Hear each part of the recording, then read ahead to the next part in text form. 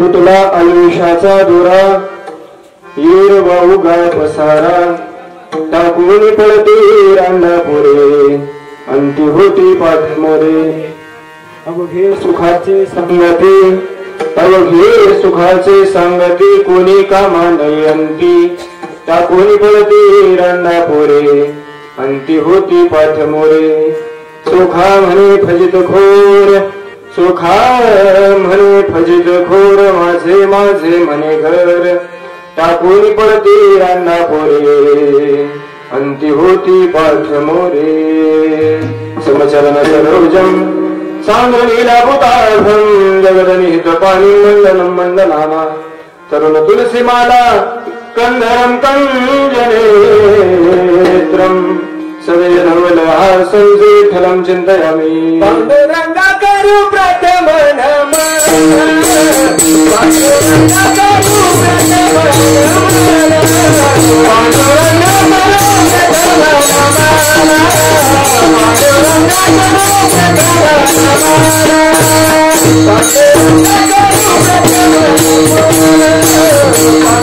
नमः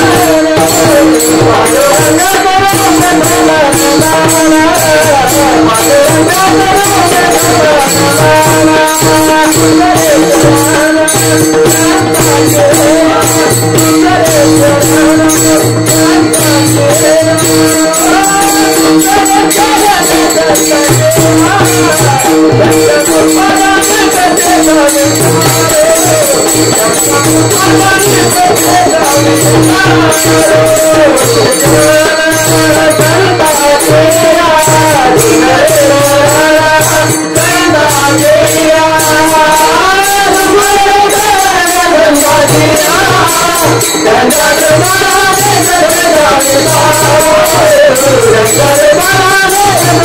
प्रथम नमः पांडुरंगा करू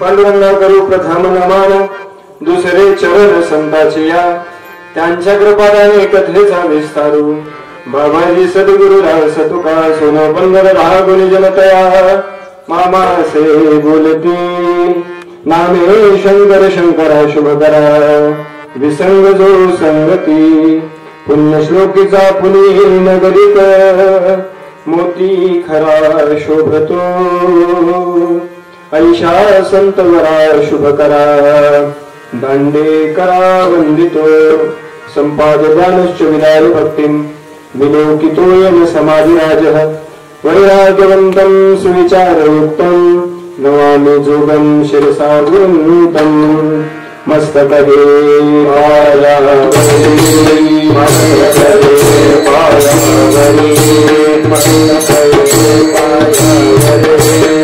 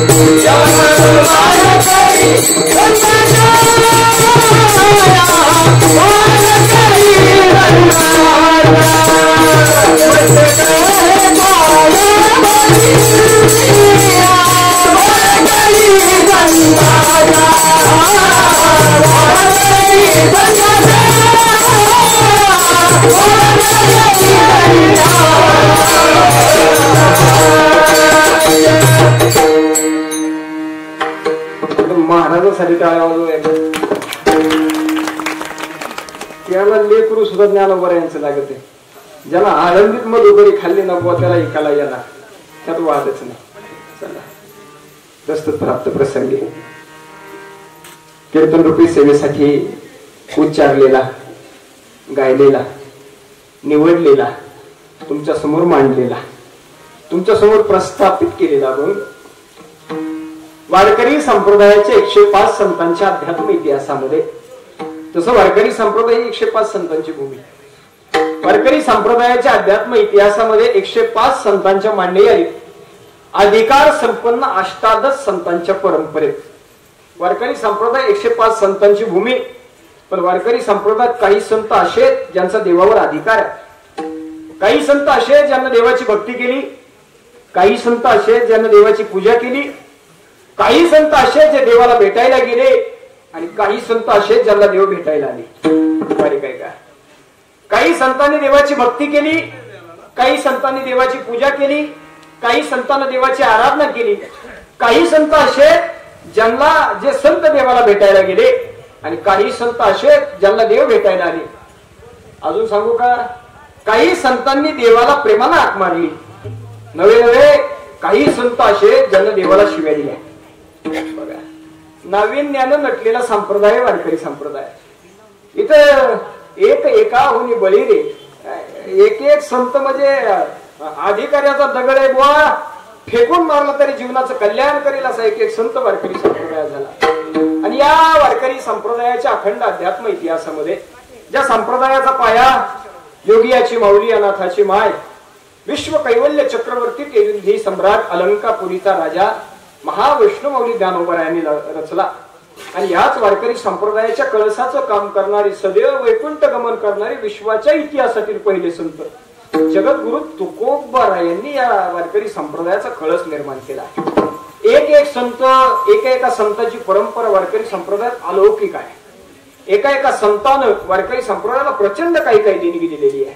आणि अशाच संत परंपरेत जन्मलेला एक नाविन्यपूर्ण हिरा, वारकरी संप्रदायाच्या अध्यात्म इतिहासाला लाभलेला कोहिनूर.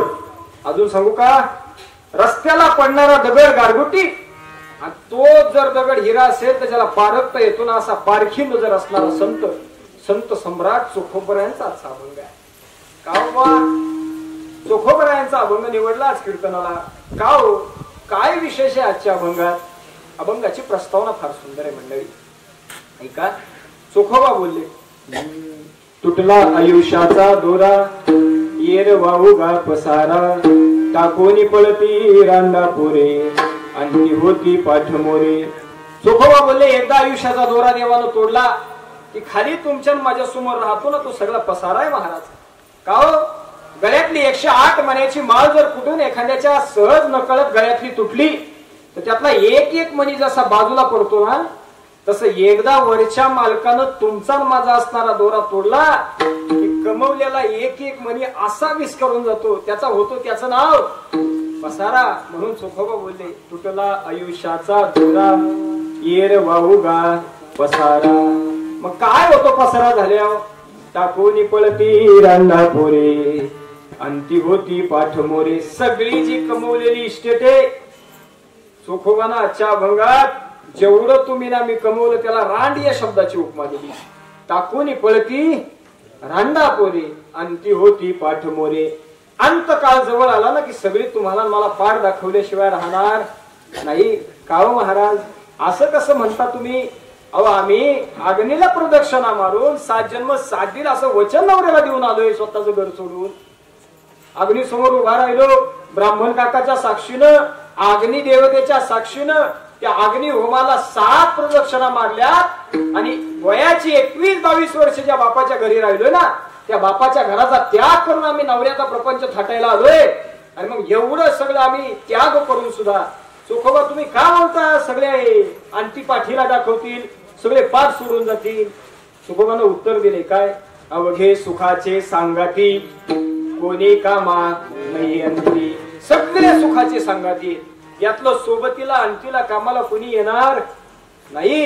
आणि मग उर्वरित चरणामध्ये चोखोबा बोलले, ज्या घराला तू माझं माझं म्हणतोय ना, ते घर सुद्धा तुझं फजित खोराची भूमिका निभवतोय तू. कसं? अरे आयुष्यभर काबार कष्ट करून जसं त्या कंडक्टरने दिवसभर इष्टीमध्ये काम करून कमावलेला सगळा पैसा संध्याकाळ झाली की जसा डिपोत जमा करावा लागतो ना, तसं तुमचं माझं काम कंडक्टरचं हो. आपण फजितखोर आहे. या घराला फक्त तुम्ही ना मी माझं घर समजून बसलो, पण हे घर आपलं नाही. कोणतं घर आहे आपलं? चोखोबा, तुकोबा, ज्ञानोबा सगळ्या संतांनी सांगितलं कोणतं घर आहे?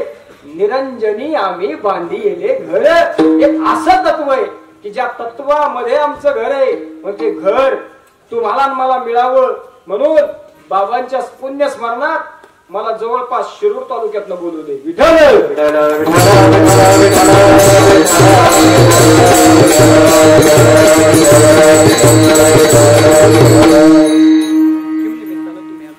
या ठिकाणी जमलेलो कारण विषय सर्वांना ज्ञात आहे, पण सांगणं वक्त्याचं आद्य कर्तव्य आहे. या नियमाप्रमाणे कैलासवासी शामराव रामचंद्र साळुंखे या महात्म्याला आपल्यातनं जाऊन आज 1 वर्ष पूर्ण झाले आणि आजच्या या वर्ष श्राद्धाच्या दिवशी या परिवारातील सर्व मंडळींनी एकत्र येऊन ही 1 दिवसीय नामसप्ताहाची सेवा तुमच्या माझ्यासमोर मांडलेली आहे. ऐका, आजच्या कीर्तन रूपी सेवेसाठी निवडलेला अभंग चुखोबरायांचा आहे.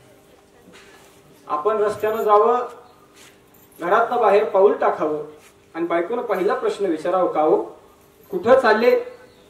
कुठं चालले म्हटल्याबरोबर आपण सांगावं गावात कीर्तन आहे, कीर्तनाला चाललोय. बायकोनं सांगावं घरी बसला तर देवाचं नाव तोंडात येत नाही तुमच्या, आणि आता उद्योग नाही म्हणून निघाले का कीर्तनाला? असा तुमचा माझा प्रपंच आहे मंडळी. आपलं नाव सुद्धा देवाचं, आपलं तोंड सुद्धा देवाचं नाव घेत नाही.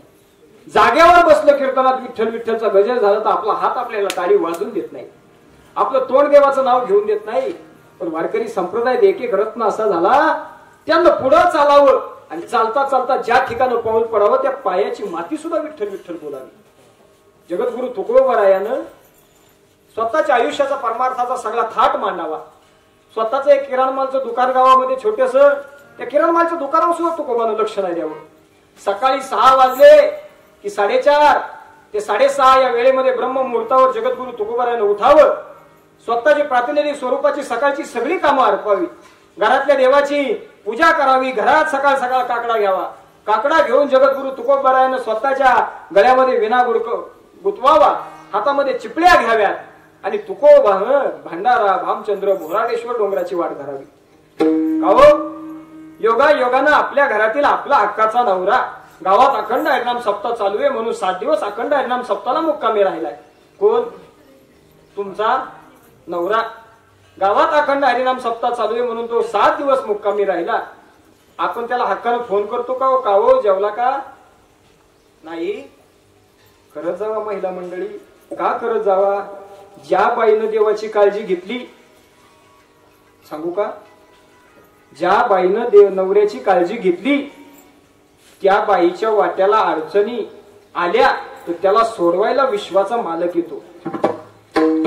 तुका म्हणे पतिव्रता तिची देवावरी सत्ता. तुकोबा बोलले, अरे पतिव्रता स्त्रीमध्ये एवढी ताकद आहे की त्या पतिव्रता स्त्रीने जर स्वतःच्या नवऱ्याची प्रामाणिकपणे सेवा केली ना तर जगद्गुरु तुकोबराय म्हणतात त्या महिलेमध्ये एवढं सामर्थ्य तयार होतं की ती महिला देवावर सुद्धा राज्य करू शकते. विठ्ठल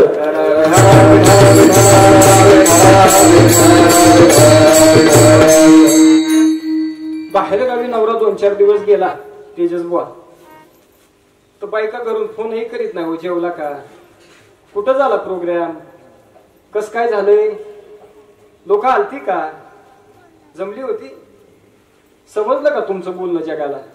नाही नाही बुवा, ती पहिल्यांदा विचारते पाकिट किती रुपयाचं होतं का. तिला घेणं देणं नाही होत तुम्हाला त्रास किती झाला. ही तुमची माझी गत नाही बरं, ही गत वाल्या कोळ्याची झाली होती. वाल्या कोळ्याचा एक नियम होता, ज्या जंगलामध्ये वाल्या कोळ्या वास्तव्य करायचा ना त्या जंगलाच्या वाट्याला जो कोणी माणूस मिळायचा त्याला तो लुटायचा आणि निस्ता लुटत नव्हता तर त्याला मारून टाकायचा. योगायोगाने एक माणूस मारला. आता अलीकड लोकांनी त्यात भामनं जोडली, तो गैरसमज आहे, पण मी मुद्दा क्लिअर करतो ऐका. एक माणूस मारला की मोहरी एवढा खडा वाल्या काय करायचा, रांजणात टाकायचा. किती रांजण भरले? 7 रांजण. एवढं पाप त्याचं. कधी कधी पाप जास्त झालं की जाणकार सद्गुरू पापातनं कमी करायला येत असतोय, पण त्याच्या उपदेशाकडे लक्ष नाही दिलं. येर तरी थोडी श्वान सुकरे बापुडी, तुकोबरायांची भाषा आहे. ज्यानं श्री गुरुच्या, ज्यानं सद्गुरूच्या उपदेशाकडे लक्ष नाही दिलं, अहो वाट्याला आलेला सोन्याचा हिरा सुद्धा काचाचा खडा आहे म्हणून लोकांच्या दारात फेकणारी लोक आहेत आपली. ज्याच्या जीवनामध्ये अधिकारी सद्गुरू आहे ना, ज्याच्या जीवनामध्ये अधिकारी ज्ञान आहे ना, ज्याच्या जीवनामध्ये परम तत्वाचा उपदेश आहे ना, त्या महात्म्याचं पुण्यस्मरण नाही घातलं तरी चालतंय. स्पष्ट विधान आहे तुकोबरायांचं. नको ब्रह्मज्ञान आत्मस्थिती भाव, मी भक्त तुझ देव ऐस करी. बस बाकीचं सोडून दे देवा, काही गरज नाही मला. का? अरे मी भक्त आणि तू देव एवढं नातं ज्याचं फिट झालं, त्याला कशाचा जन्म कशाचा मृत्यू. ज्ञानोबरायानं फार सुंदर भाषा सांगितली. मृत्यू येणं म्हणजे काय होणं माहिती महिला मंडळी? मृत्यू येणं म्हणजे काय होणं बघा. आपण जन्माला आलो त्यावेळेस आपण रडत होतो आणि जग हसत होतं.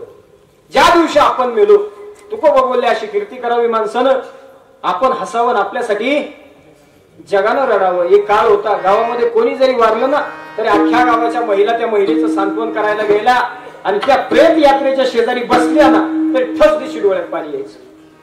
आज आपल्या हक्काची लोक घरात मेली तरी लोकांना रडायला वेळ नाही मंडळी. ऐका, जगद्गुरु तुकोबरायानं भंडारा, भामचंद्र, भोराडेश्वर डोंगराची पायी धरावी. जिजाबाईला काळजी पडायची. का हो, सकाळी सकाळी मालक 6 वाजता घर सोडलंय, पाहता पाहता 2 वाजत आल्या, पाहता पाहता 3 वाजत आल्या, कुठं गेले तुकोबा? म्हणून जिजाबाईला काळजी पडायची आणि जिजाबाई मागून भाकरी घेऊन जायची. टोपल्यामध्ये 4-5 भाकरी बांधायच्या, जी काय केलेली भाजी बांधायची, डोक्यावर टोपलं घ्यायची आणि जिजाबाई देहू गावातनं थोडी पलीकडच्या बाजूला निघाली की देहू गावातनं थोडं पुढच्या बाजूला गेलं की भंडारा, भामचंद्र आणि भोराडेश्वर या 3 डोंगरावर जायला 3 रस्ते निर्माण होतात बघा. तरी योगायोगाने केला असतं तर बघा 3 डोंगरावर जायला 3 वाटा निर्माण होतात.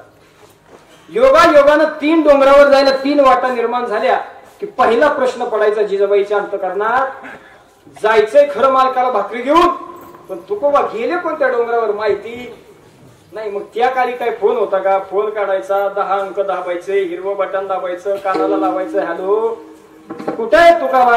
अहो भाकरी घेऊन आले, तुमची बायको बोलती मी. नक्की सांगा ना पत्ता कोणता आहे तुमचा, नाही तर नसल जमत तर गुगलला लाईव्ह लोकेशन सोडून द्या. असं काय होतंय काय? नाही. पण जिजाबाई सुद्धा तुकोबाला फोन लावायची. काय? 5 कर्मेंद्रिय आणि 5 ज्ञानेंद्रिय बटन दाबायची. त्यातलं हिरवं जे महत्वाचं बटन आहे ना, त्या हिरव्या महत्वाच्या बटनाला म्हणजे मनाला, देवाला कनेक्ट करायची. एकदा फोन देवाला कनेक्ट झाला की स्वतःच्या छातीवर हात ठेवून जिजाबाई मनातली मनात मालकाचं ध्यान करायच्या. जर माझं पातिव्रत्य धर्म खरा असेल, जर तुकोबरायांबद्दल माझी निष्ठा प्रामाणिक असेल आणि खरंच मालकाच्या सेवेचं ऊर मी माझ्या उरात भरला असेल ना, तर हे विठ्ठलाच्या मालका, हे पंढरपूरच्या मालका, कृपा कर, दया कर, आशीर्वाद दे मला, सांग तुकोबा कुठे, असं म्हणून मातीला कान लावायची. काय पाहता मंडळी, ज्या वाटेनं तुकोबा गेले त्या वाटेची माती सुद्धा विठ्ठल विठ्ठल बोलायची. एवढं सामर्थ्य कशामुळं? फक्त आणि फक्त बाबाजी चैतन्यासारखा योग्य गुरु जीवनामध्ये मिळाल्यामुळे. तुकोबरायांचं जीवन 42 वर्षाचं आहे. 42 वर्षातले 26 वर्ष जगद्गुरु तुकोबरायानं फक्त आणि फक्त प्रपंच केलाय. वा, बारीक आहे का कधी? 42 वर्षाचं आयुष्य आहे, त्यातलं जवळपास तुकोबरायानं निम्मा कालखंड प्रपंचामध्ये घालवला. ज्या दिवशी स्वतःचा सख्खा भाऊ देवाच्या नादी लागून निघून गेला ना, त्या दिवशी तुकोबानं भक्तीला सुरुवात केली. परिणाम सगळ्यात जास्त त्रास त्यावेळी झालाय. बघा, जगद्गुरु तुकोबरायांचं जीवन चरित्र कधी अनुभवा. ज्या दिवशी प्रपंचाची वाट सोडून तुकोबानं परमार्थाला सुरुवात केली ना, सगळ्यात जास्त त्रास त्या कालखंडात झाला तुकाराम महाराजांना. स्वतःची बायको अन्न करता मेली, स्वतःचा पोटचा लेकरू अन्न करता मेले. 400 एकर जमीन समाजासाठी दान केली.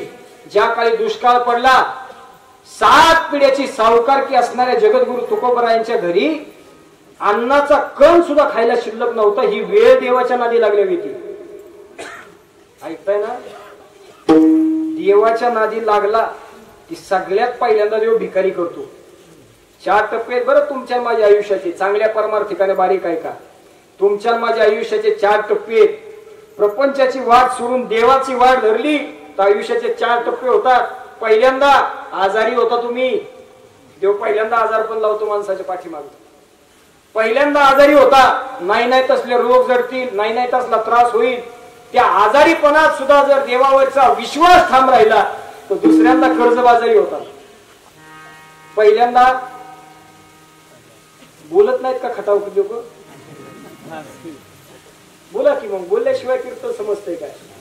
नाही तर मी बोलायचं तुम्ही बोलायचं याचं नाव कीर्तन, मी बोलायचं तुम्ही जांभळ्या द्यायचं याचं नाव प्रवचन. कोणाचीच कोणाला मिळ नाही. आणि याच्यामुळं महाराज लोकांचं बरं चाललंय बरं. हे आधी लक्षात घ्या. पंढरपूरच्या चातुर्मासामध्ये श्री गुरु चैतन्य महाराज देगलूरकरांच्या मुखारविंदातून मी एक मोठं वाक्य ऐकलं. चैतन्य महाराज देगलूरकर म्हणले, येणाऱ्या काळात चांगले कीर्तनकाराची गरज नाही, चांगले ऐकणाऱ्यांची गरज आहे. ज्या दिवशी ऐकणारे लोक हुशार होतील ना, त्या दिवशी सांगणाऱ्या माणसाला कळल काय सांगावं. त्यामुळे बारीक ऐका बरं. पहिल्यांदा आजारी होताल तरी सुद्धा देवावरचा विश्वास ठाम ठेवला. दुसऱ्यांदा कर्जबाजारी होताल तरी सुद्धा देवावरचा विश्वास ठाम ठेवला. तर तिसऱ्यांदा देव बदनामी करतो. न केलेल्या गोष्टींचा आरोप तुमच्यावर येईल. तुम्ही ज्या गोष्टी केल्यात नाही त्याचा आरोप लोक तुमच्यावर टाकतील. या तिसऱ्या टप्प्यात जर तुम्ही त्याच्यावरचा विश्वास ठाम ठेवला, डामाडोल होऊन नाही दिला, तर चौथ्या टप्प्यात विश्वाचा मालक तुम्हाला सिकंदर करतो आणि स्वतः तुमच्या हातातलं बंदर म्हणजे माकड होतो. तुम्ही म्हणला उठ की मालक उठतो, तुम्ही म्हणला बस की मालक बसतो. पण कधी ज्यानं 3 टप्प्यात देवाची साथ सोडली, त्यामुळे ऐका, चांगल्यांना ऐका. प्रपंच सोडून परमार्थाकडे निघाले की पहिल्यांदा आजारी होताल, लक्षण सांगून जातो. दुसऱ्यांदा कर्जबाजारी होताल, तिसऱ्यांदा बदनामी होईल. ठाम राहा. विश्वाचा मालक एवढं देईल की ठेवायला जागा सुद्धा राहणार. विठ्ठल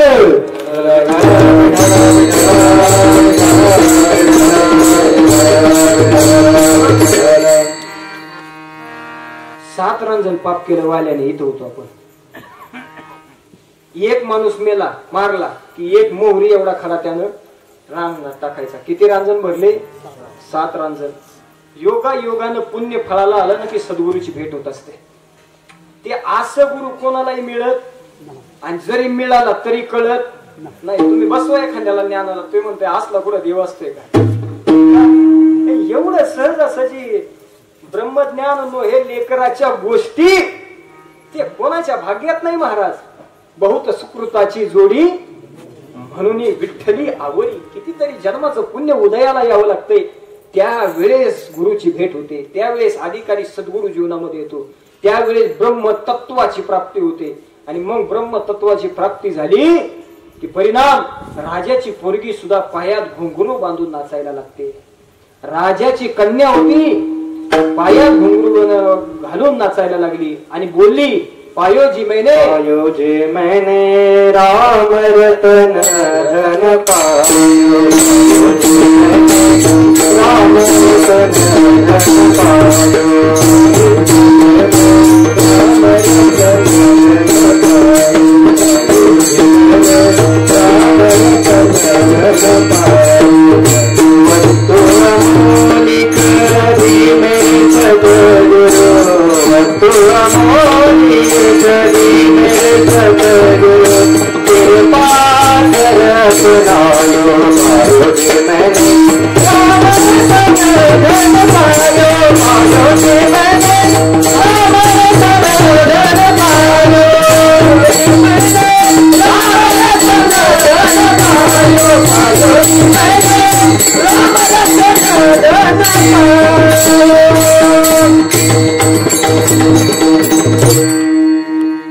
पायो जी मैंने राम रतन धन पायो, वस्तु अमोलिक दी मेरे सद्गुरु, वस्तु अमोलिक दी मेरे सद्गुरु, कृपा कर अपनायो. पायो जी मैंने राम रतन धन पायो.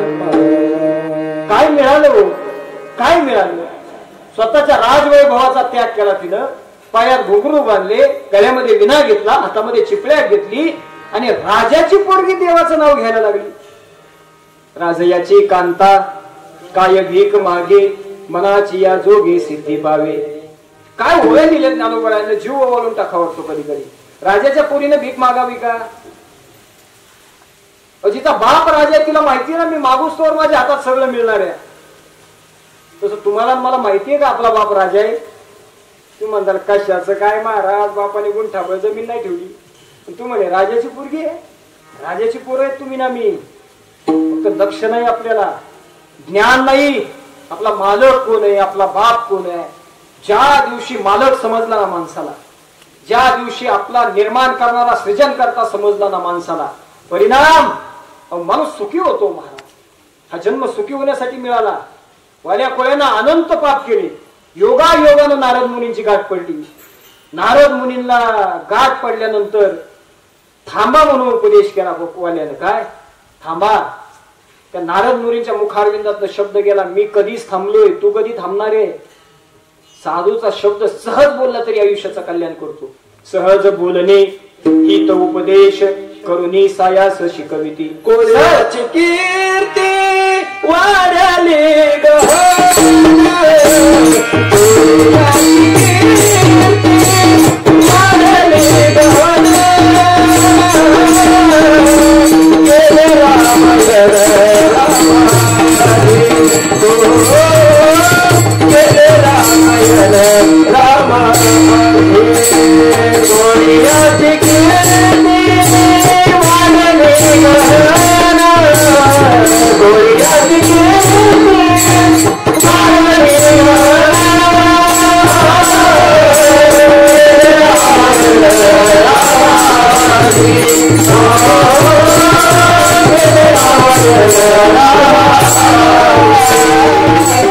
वाढली गहन केले रामायण रामादी. राम जन्माला येण्याच्या अगोदर रामायण लिहिण्याची सामर्थ्य त्याच्यामध्ये निर्माण झालं. परिणाम कशाचा?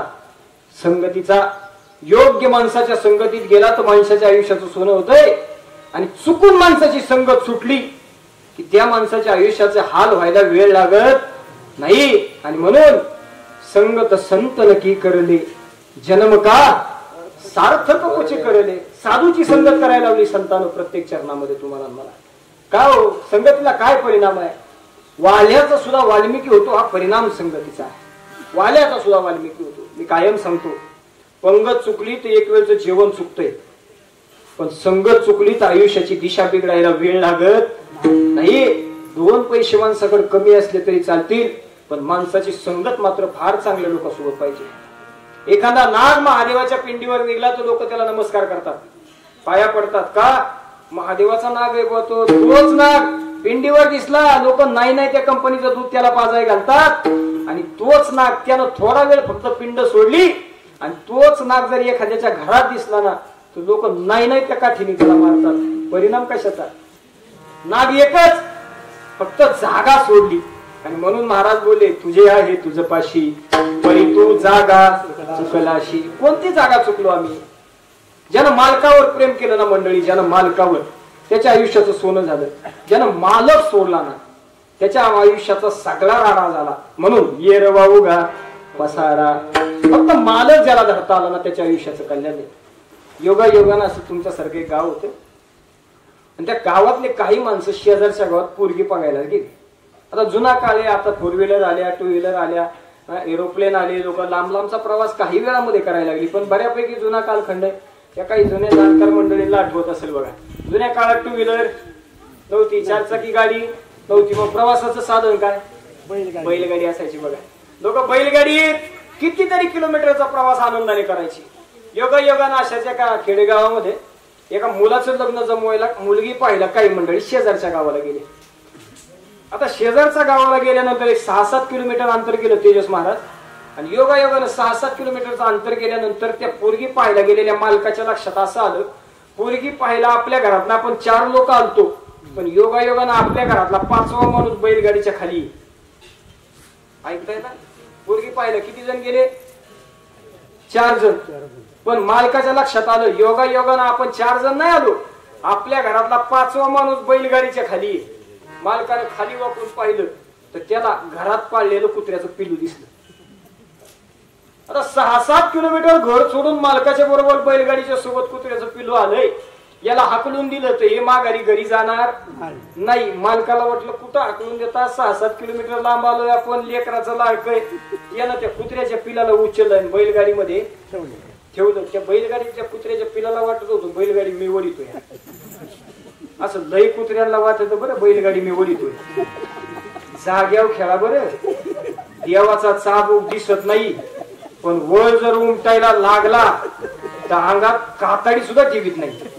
हा जाग्या माणसानं फार तटस्थ राहावं, का तटस्थ राहावं, इथं आपलं काहीच नाही. ये रे वाहू गा पसारा. बरं हे काय शिवम महाराज देशमुखली खितम नाही बरं का, याला ओव्या आहेत माझ्याकडे, रात भरण पाठ भर ओव्या घ्या, मनाचं काहीच बोलणार नाही. योगायोगानं मालकानं ते कुत्र्याचं पिल्लू उचललं आणि बैलगाडीमध्ये ठेवलं. कुत्र्याचं पिल्लू आता कुठं चाललंय, मुलगी बघाय. बाकी एवढं पक्क डोक्यात ठेवा, कुत्र्याचं पिल्लू चाललं पोरगी बघायला. योगायोगानं बुवा बैलगाडी हाकलत हाकलत लोक पुढे निघाले आणि पुढे निघाल्यानंतर ज्या मालकाच्या घरी आपल्याला पोरगी पाहायला जायचंय त्या ठिकाणी लोक येऊन पोहोचली. आता जुना काळ आहे तेजस महाराज, आता आपल्याकडे तेवढं बाकी बरे, कुणी येऊ आपल्याकडे अतिथी सत्कार प्रचंड सुंदर होतो. नाही गावामध्ये कीर्तन सुटल्या महाराज लोक जेव्हा इचरीत नाही. मी महाराष्ट्रातले 29 जिल्हे फिरलोय, बोला इचरा कधी कधी म्हणावं लागतं जेवायची सोय कुठं आहे बुवा. एवढं वाईट चाललंय काही काही भागात संप्रदाय, पण आपल्याकडे तेवढं सोन्याहून पिवळे लोक आदरावरती ते सत्कार फार सुंदर करतात. आपल्या महाराष्ट्राची जुन्या काळची परंपरा आहे, जर आपल्या घरी पाहुणे आले तर त्या पाहुण्याला दाराच्या बाहेर पाट मांडला जातो, तिथं काय भरून ठेवली जाते, पाण्याची बादली. पाहुण्यानं यावं, स्वतःच्या हातानं पाणी घ्यावं, पाणी घेऊन दाराच्या उंबऱ्याच्या बाहेर पाहुणा आला की आपल्या घरातल्या महिला मंडळ डोक्यावर आता नका घेऊ, ते थोडं चांगलं नाही दिसत. आता त्या आताच्या काळाला मॅच होत नाही. महिला मंडळ ह्या काही आजी आहेत बघा, सहज जरी पोरं घरात एक काम करायचं योगायोगाने. घरात एखादी वयस्कर आजी असली ना तर स्वतःचा मोबाईल घ्यायचा, आजीला म्हणायचं आजी थांब फोटो काढतो तुझा. म्हातारी 1 मिनिटात पदर डोक्यावर घेतली. नको बाबा तसा नको, का संस्कृती होती आपल्या लोक. आता ते राहिलं नाही, तू भागवणे मला तिकडे जायचं नाही, मला तुमच्या गावातनं जायचंय, घरी जायचं. योगायोगानं उमऱ्याच्या बाहेर पाहुणा आला की आपल्या घरच्या जुन्या महिला मंडळी काय करायच्या, डोक्यावर पदर घेऊन औक्षणाचं ताट घेऊन पाहुण्याच्या तोंडासमोर यायच्या. कुंकाचा टिळा लावायचा, निरंजनी थोडी तांदूळ त्याच्या डोक्यावर टाकायचं, त्याला बोवळायचं. योगायोगानं त्यांच्या घरी तीच परंपरा. पाहुणे बघायला 4 लोक दारामध्ये गेले आणि गेल्यानंतर बैलगाडी जशी थांबलेली पाहिली, आतल्या मालकानं आवाज दिला, वय ग पाहुणे आले, ताट तयार कर. हे हक्काने सांगायला ज्याच्याकडे अधिकार आहे त्याला नवरा म्हणायचं. ज्याच्याकडे हा सांगण्याचा अधिकार नाही त्याला आमच्याकडे फार वेगळं नाव आहे, ते इथं सांगत नाही. बाई काय का योगायोगानं पाहुणे दारामध्ये आले, ताट पाणी पायावर घेतलं. मालकानं स्वतःच्या पायावर पाणी घेतलं आणि मालकासोबत कोण आलत, कुत्र्याचं पिल्लू. मालकानं 2 ठेप त्याच्या पायावर टाकले. एक 10-5 मिनिटाचा वेळ गेला, सगळ्यांना पाणी घेतलं, दारामध्ये आले. 4ही लोकांचा हात असणाऱ्या महिला मंडळींनी काय केलं, औक्षण केलं. जसं औक्षण केलं महिला मंडळी त्यांना पाहिलं आपल्या होणाऱ्या पाहुण्याच्या बरोबर सोबत कोण आलंय, कुत्र्याचं पिल्लू. तिला राहवलं नाही, तिने एक गंधाचं बोट कुत्र्याला सुद्धा लावलं. सगळी लोक आत गेली. बसायला सगळ्यांना सोफा सेट होता, काहींना खाट होत्या, काहींना बाजा होत्या. सगळी लोक बाजेवर खाटेवर बसली. आता मालकासोबत होणाऱ्या पाहुण्यासोबत कुत्र्याचं पिल्लू आले, त्याला बसवायचं कुठं, म्हणून तिने आत गेली आणि जुन्या काळात भुईमुगाच्या शेंगा बिंगा भरायला पोती असायची बघा, ते पोतं आणलं, तिने त्याला शेजारी टाकलं. ते आलेलं कुत्र्याचं पिल्लू त्या पोत्यावर बसलं. ते पाळलेलं होतं, त्याला चांगल्या माणसात राहायची अक्कल होती. ते बरोबर कुत्र्याचं पिल्लू त्या पोत्यावर जाऊन बसलं. बसल्यानंतर सगळ्यांना चहा आला. सगळ्या लोकांना चहा घेतला. आमच्या बुवानी सुद्धा आल्या मला चहा पाजला. ते म्हणजे कसला करायचा, दुधाचा का कोरा, म्हणलं कोरा करा. का 4 दिवस झाले नुसतंच फिरतोय, घसा जाम झालाय बुवा. गायकही आमचे फार वैतागलेत का, त्यांना गायचंय सुद्धा, गाडी सुद्धा चालवायची झोपच नाही. ते म्हणजे कोरा चहा ठेवा. त्यानं कोरा चहा ठेवला. पिलो जसं आम्ही तसं त्यांना आलेल्या पाहुण्यांना चहा दिला. ते सगळे पाहुणे चहा पेले. आता सोबत कोण आले, एवढं मात्र पकड ओक्या ठेवा, सोबत कोण आले, कुत्र्याचं पिलू. आलेल्या पाहुण्यांना चहा, त्याला सुद्धा पितळीत दूध मांडलं. ते कुत्र्याचं पिलू दूध पिलं. 10-5 मिनिटं सगळ्यांचं बोलणं सुरू झालं. पाहुणे म्हणे का द्यायच्या घ्यायच्या गोष्टी करण्याच्या अगोदर थोडं 2 घास आधी पोटो बांध मग बाकीचं पुढं बघता येईल, पण आधी जेवून तर घ्या. सगळे लोक जेवायला बसली. पंचपक्वानाचं ताट प्रत्येकाच्या समोर. आलेल्या कुत्र्याच्या पिलाला उपाशी कसं ठेवायचं म्हणून छोट्या ताटामध्ये त्याला सुद्धा नैवेद्य आणून मांडला. सगळ्या कुत्र्याच्या पिलांनी ते जेवायला सुरुवात. मी त्यामुळे म्हणलं बरं याला 5G लागतं, हे काय येऱ्या गाबाळ्याचे काम तुला म्हणे ते पाहिजे जातीचे बारीक बसा. सगळ्यांना जेवायला सुरुवात केली. कुत्र्याच्या पिलानं सगळं खाऊन घेतलं. खाऊन घेतल्यानंतर ह्यांच्या देवाणघेवाणीच्या गप्पा सुरू झाल्या. कधी करायचं लग्न, कसं करायचं, कोणत्या कार्यालयात करायचं, काय काय द्यायचं, डीजे द्यायचा का, कपाट द्यायचं का, फ्रीज द्यायचा का. आता मांडाळं देतात पुरीच भेटाना. तो सगळ्यात मोठा घोटाळा झाला. पोराचा बाप सगळं लग्न करायला तयार आहे पण पुरी भेटत नाही. लोक म्हणतात पुरी कमी झाली. असं नाही, गुणवत्ता कमी झाली. पुरी नाही कमी झाल्या, गुणवत्ता कमी झाली. का हो, तुम्ही ऐकलंय का लय मोठा डॉक्टर आहे बिना लग्नाचा राहिला. IT कंपनीत त्याला 2 लाख रुपये पगार आहे, त्याचं लग्न जमाना. ऐकलं कधी तुम्ही? गुणवत्ता राहिली नाही आपल्या लोकांकडे. जी गुणवत्ता पाहिजे ना ती गुणवत्ता राहिली नाही म्हणून पुरी नाही. पुरीचा बाप सुद्धा विचार करून तळहाटाच्या फोडासारखी जिला जपली तिला कुठं कोणाच्या हवाली करतात. तो 10 वेळा चौकशी करतो. एक सांगू का पोरांनो, लग्न जमत नसते ना माझ्याकडे स्वतः सोपा पर्याय काय, तुम्ही रोज देवाची भक्ती करा. परिणाम कसलंच व्यसन करू नका. निर्व्यसनी पोराला पोरगी मिळते. भगवंताच्या गादीवरून सांगतो, लबाड बोलत नाही. 100% मिळते. का, ज्यांनी ज्यांनी जुन्या लोकांची इस्टेट पाहून पोरी दिल्या त्यांच्या पोरी आयुष्यभर दुःखात राहिल्या. पण ज्या ज्या लोकांनी पोराचं कर्तृत्व पाहून पोरगी दिली ना ती पोरगी आज सुखात आहे. भले तिला राहायला मोठं घर नाही पण कधी सुद्धा तिच्या दारात जा, तिच्या चेहऱ्यावर आनंद दिसल्याशिवाय राहत नाही. त्यामुळे सांगतो मंडळी, जास्त मोठ्याच्या घरी पोरी देण्याच्या भानगडीत पडायचं नाही. जेवढं आपल्याला सासल की अशा ठिकाणी जर पोरी दिल्या ना तर कल्याण होतं. का, मी माझ्या बहिणीचा लग्नाचा पोरगा बघतोय मी स्वतः. का परिणाम, मी स्वतःचा अनुभव सांगतो. महाराष्ट्रात 29 जिल्हे फिरलो मी. मोठ्या लोकांच्या घरी पुरी सुखात राहत नाही, खेड्यात पुरी सुखाच्या राहतात. सिटीमध्ये नाही ती मजा अजिबात नाही. का, अहो शेजारच्या फ्लॅटमध्ये जर कालवा झाला तर लोक बघायला सुद्धा जात नाही. रस्त्यानं आपल्या गावात एखादा माणूस पडला तर त्याला उचलाय 15 जण. गाडी घसरून जर पडला माणूस तर त्याला उचलाय 15 जण. सिटीत शेजारच्या घरात भांडणं चालली. योगायोगानं परवा दिवशी विश्वसंचार पुढारीची बातमी वाचा. शेजारच्या घरात 4 लोक मारून कापलेली. 30 दिवसानंतर वास सुटायला लागल्या. लोकांना कळलं कुठं समाज चालला आपला. योगायोगानं त्यांच्या देण्या घेण्याच्या गोष्टी चालल्या. ती बाकीचं जाऊ दे मावर मुद्द्याव्या. कधी लग्न करायचं, कुठं करायचं, कसं करायचं याच्या देवाणघेवाण्याच्या गप्पा सुरू झाल्या. आणि गप्पा सुरू झाल्यानंतर योगायोगानं त्या कुत्र्याच्या पिल्ल्याच्या मनात विचार आला, काय कधी खानापूरला आलो असतो, कधी हे सगळं वैभव पाहायला मिळालं असतं, कधी हे गाव पाहायला भेटलं असतं. बा त्याच्यात लई वेळा आले आमच्याकडे पण मी पहिल्यांदा आलो त्यांच्याकडे. कधी त्यांना पाहायला भेटला असता. योगायोगाने एवढं सुंदर गाव, एवढं सुंदर नियोजन, हे सगळं कधी पाहायला भेटलं असतं आपल्याला. कोणाच्या मनात विचार? हा, नाही तर महाराजाच्या म्हणतात कुत्र्याच्या पिलाच्या मनात विचार. कधी हे सगळं वैभव पाहायला भेटलं असतं. त्या कुत्र्याच्या पिल्यानं विचार केला, काय यांच्या देवाणघेवाण्याच्या गप्पात आपला रोल नाही. मग एवढ्या नवीन गावात आपण योगायोगानं आलोय, आपले लई पाहुणे या गावात असतील. म्हणून त्या कुत्र्याच्या पिलाने विचार केला, इथं बसण्यापेक्षा जरा 10 मिनिटं आपल्या पाहुण्यांची गाठ घेऊन येऊ, फिरून येऊ. म्हणून कुत्र्याचं पिलू गेलं कुठं? गावात फिरायला. बावकीत फिरायला कुत्र्याचं पिलू जसं गेलं. अर्धा तास झाला, 1 तास झाला. पाहुण्यांच्या देवाणघेवाणीची चर्चा उरकली. पण अजून काही सोबत आणलेलं कुत्र्याचं पिलू माघारी आलं नाही. मला बारीक मुद्दा समजून सांगायचा. विनोदाच्या भूमिकेत ना अध्यात्म समजून घ्या बरं. बारीक ऐका. तास झाला, कुत्र्याचं पिलू आलं नाही. मालकाची जायची वेळ झाली.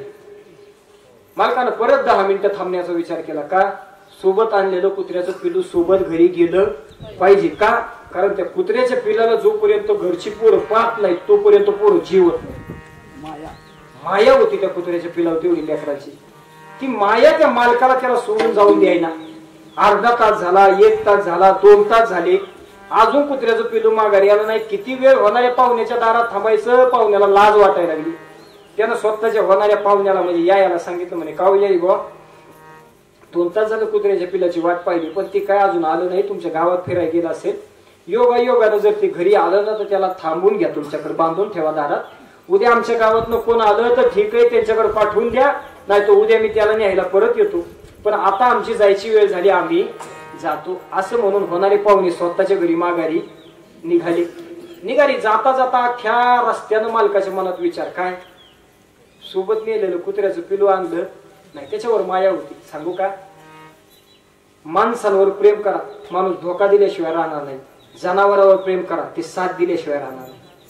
एवढे इमानदार जात असते कुत्र्याची मंडळी, प्राण्याची. 10 दिवस एखाद्या कुत्र्याच्या पिलाला भाकरी टाका आणि 11व्या दिवशी तुम्ही जर काही कामानिमित्त बाहेर गेला ना, जाताना त्याला सांगा, ऐक 2-4 दिवस परगावी काहीतरी काम आहे, बाहेर चाललोय, घराचं राखण कर. एवढा शब्द जर जाताना त्याला सांगितला ना, त्याला कळत नाही तुमची भाषा, तर तुमच्या डोळ्यात असणाऱ्या भावना कुत्र्याचं पिल्लू टिकतं. ते 6, 4 काय 10 दिवस जर तुम्ही त्या घराचं राखण केल्याशिवाय दुसरीकडे जात नाही. त्याला कुणी भाकरी टाकू द्या, पण ते घर सोडत नाही. रस्त्यावर सगळी मंडळी घरी आली, पण कुत्र्याचं पिल्लू नाही. 7 वाजल्या पाहता पाहता रात्रीच्या जेवणाची वेळ झाली. मालक जेवायला बसला, पण त्याला भाकरीचा तुकडा सुद्धा जात नव्हता. का? कारण त्या कुत्र्याच्या पिलावर असणारी माया त्याला खाऊन देत नव्हती. पाहता पाहता रात्रीच्या 12 वाजल्या आणि रात्रीच्या 12 वाजता पलंगावर झोपलेल्या मालकाला झोप येईना. कुठे गेला असेल पिल्लू, कुठे गेला असेल पिल्लू, कुठे गेला असेल पिल्लू, कुठे गेला असेल माझं पिल्लू, हा विचार त्याच्या डोक्यात होता. योगायोगानं रात्री 12:30 वाजता त्या दरवाजा बाहेर मालकाच्या कुत्र्याच्या पिल्लाचा भुकण्याचा आवाज त्याला आला. रात्री 12:30 वाजता दरवाजाच्या बाहेर आपण नेलेलं, आपण पाळलेलं कुत्र्याचं पिल्लू भुकतंय. इतका आनंद झाला मालकाला. झोपलेला मालक तडदिशी पलंगावर उठून बसला, पळत पळत जाऊन त्यानं दरवाजा उघडला. काय पाहता खानापूरकर माझ्याकडं, त्या कुत्र्याच्या पिल्लाला एवढं प्रेमानं ज्या मालकानं जपलं होतं, त्याच कुत्र्याच्या पिल्लाला रक्तबंबाळ अवस्थेत झालेलं मालकानं पाहिलं. बाकीची कुत्री चावली. जसं रक्तबंबाळ झालेल्या अवस्थेत ते कुत्र्याचं पिल्लू त्या मालकानं पाहिलं ना, त्यावेळेस त्या मालकाला आणि त्या कुत्र्याच्या पिल्लाकडे पाहता पाहता डोळ्यात पाणी आलं. डोळ्यात पाणी आलं आणि दृष्टांतातल्या कुत्र्याचा आणि दृष्टांतातल्या मालकाचा संवाद चालू झाला. त्या मालकानं त्या कुत्र्याच्या पिल्लाला प्रश्न विचारला, म्हणजे का रे बाबा, काय झालं तुला, कुणी तुझे हाल केले, एकदा नाव सांग मला, त्याचं काय झालं तुला. हा ज्यावेळेस प्रश्न त्या मालकानं कुत्र्याच्या पिलाला विचारला ना, त्यावेळेस त्या कुत्र्याच्या पिलाला दिलेलं उत्तर तुमच्या माझ्या जीवनाचा सार आहे बरं. एवढं उत्तर या कीर्तनातलं घेऊन जा. ते कुत्र्याचं पिल्लू त्या मालकाला सांगत होते, म्हणे मालक, जोपर्यंत तुमच्या सोबत होतो कुत्र्याच्या जातीत जन्मलो, पण पायावर पाणी आलं. जोपर्यंत मालक तुमच्या सोबत होतो कुत्र्याच्या योनीत जन्मलो, पण तुम्हाला कुंकाचा टिळा होता ना, तर तसाच कुंकाचा टिळा माझ्या कपाळाला लागला. जोपर्यंत मालक तुम्हाला धरून राहिलो, तुम्ही ज्या ठिकाणी बसला त्याच्या शेजारी बसायला मला जागा मिळाली. मालक, जोपर्यंत तुमच्या सोबत राहिलो, मान्य मी कुत्र्याच्या जातीत जन्मलो, पण तुम्हाला जो अन्नाचा घास खायला मिळाला ना, तो प्रत्येक एक अन्नाचा घास मला खायला मिळाला. 10 मिनिटं फक्त तुम्हाला सोडून मी माझ्या जातीत गेलो. शरीराचे झालेले हाल फक्त त्या 10 मिनिटांनी केलेत मालक. आणि त्यावेळेस ते दृष्टांतातलं कुत्र्याचं पिल्लू मालकाला सांगत होतो, मालक, आज जर ईश्वराच्या सत्तेनं जिवंत राहिलो, तर जो तुमचा तो माझा, जो तुमचा नाही तो माझा. मंडळी, दृष्टांतातलं कुत्र्याचं पिल्लू म्हणजे तुम्ही नाही, आम्ही.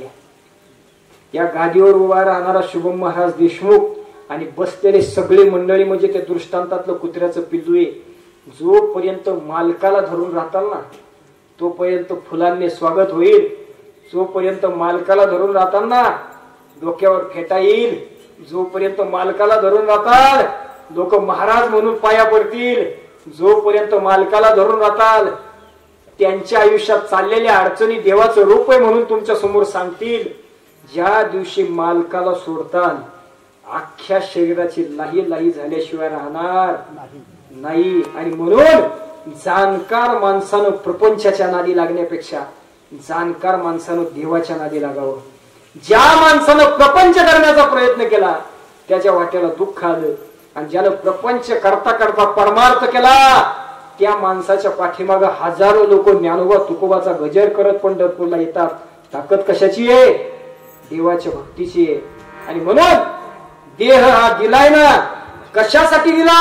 देव दिला देह भजन गोमाता, देव दिला गोमाता, देव दिला देह भजन गोमाता, देव दिला देह भजन गोमाता. तोरा झाला माता मालिकेचा, तोरा झाला माता मालिकेचा,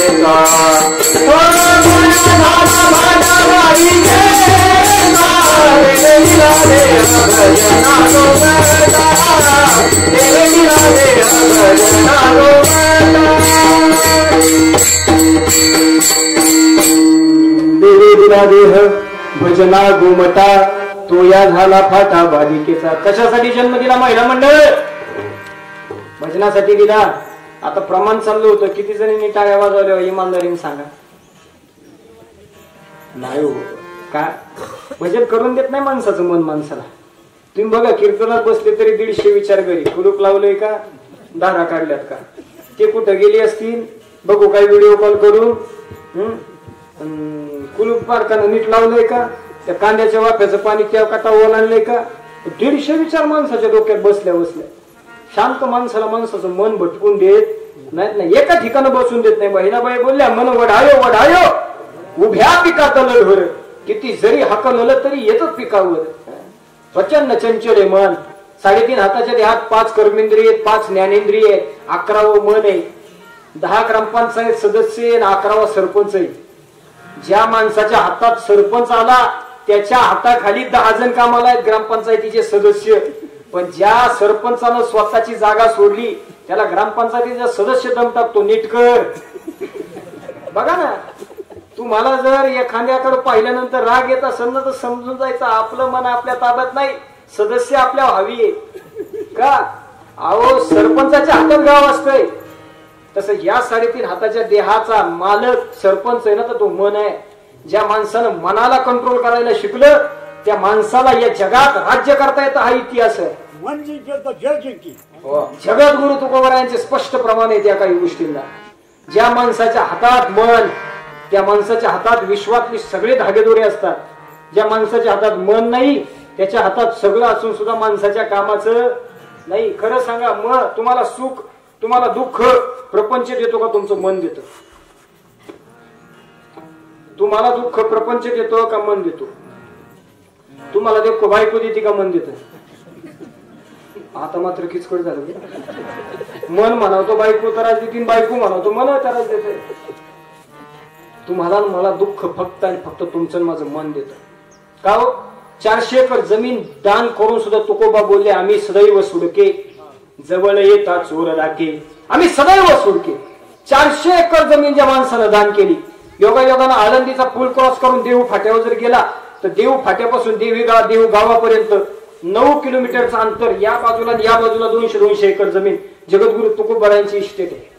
आता एका गुंठ्याचा रेट चाललाय 42 लाख रुपये. किती एकर जमीन दान केली? 400 एकर. गुंठ्याचा रेट किती आहे? 42 ते 50 लाख रुपये. हायवे टच असला तर कोटी रुपये रेट चाललाय तिथं आज एका गुंठ्याचा. त्या माणसानं 400 एकर जमीन दान करून सुद्धा म्हणले, बाईल मेली मुक्त झालो.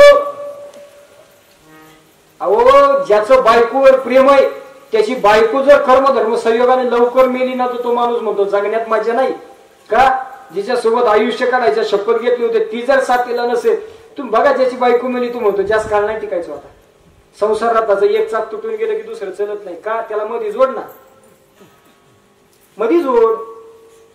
जगद्गुरु तुकोबारायांची सख्खी अर्धांगिनी एक मृत्यू पावली ना, तरी सुद्धा तुकोबाराय बोलले, बायको मेली मुक्त झालो का, मायेतनं देवानं मुक्त केलं मला, आता मोकळा झालो प्रपंचात परमार्थासाठी. एवढं विरक्त माणसाला राहता आलं पाहिजे. साधू संतांना जमलं ते आपल्याला जमणार नाही हे मला सुद्धा मान्य आहे. पण त्यांनी सांगितलेल्या मार्गावर 1% चालण्याचा प्रयत्न करतो या आयुष्याचं कल्याणी मंडळी. ज्याला मन ताब्यात राहता आलं ना, हा देह भजनासाठी दिला देवानं, भजनासाठी वापरलं नाही आपल्या लोकांनी. हे बाहेर आले आपण लय नवस केल्या. एक नवस असा आहे जो आत केलेला आहे. एक वेळा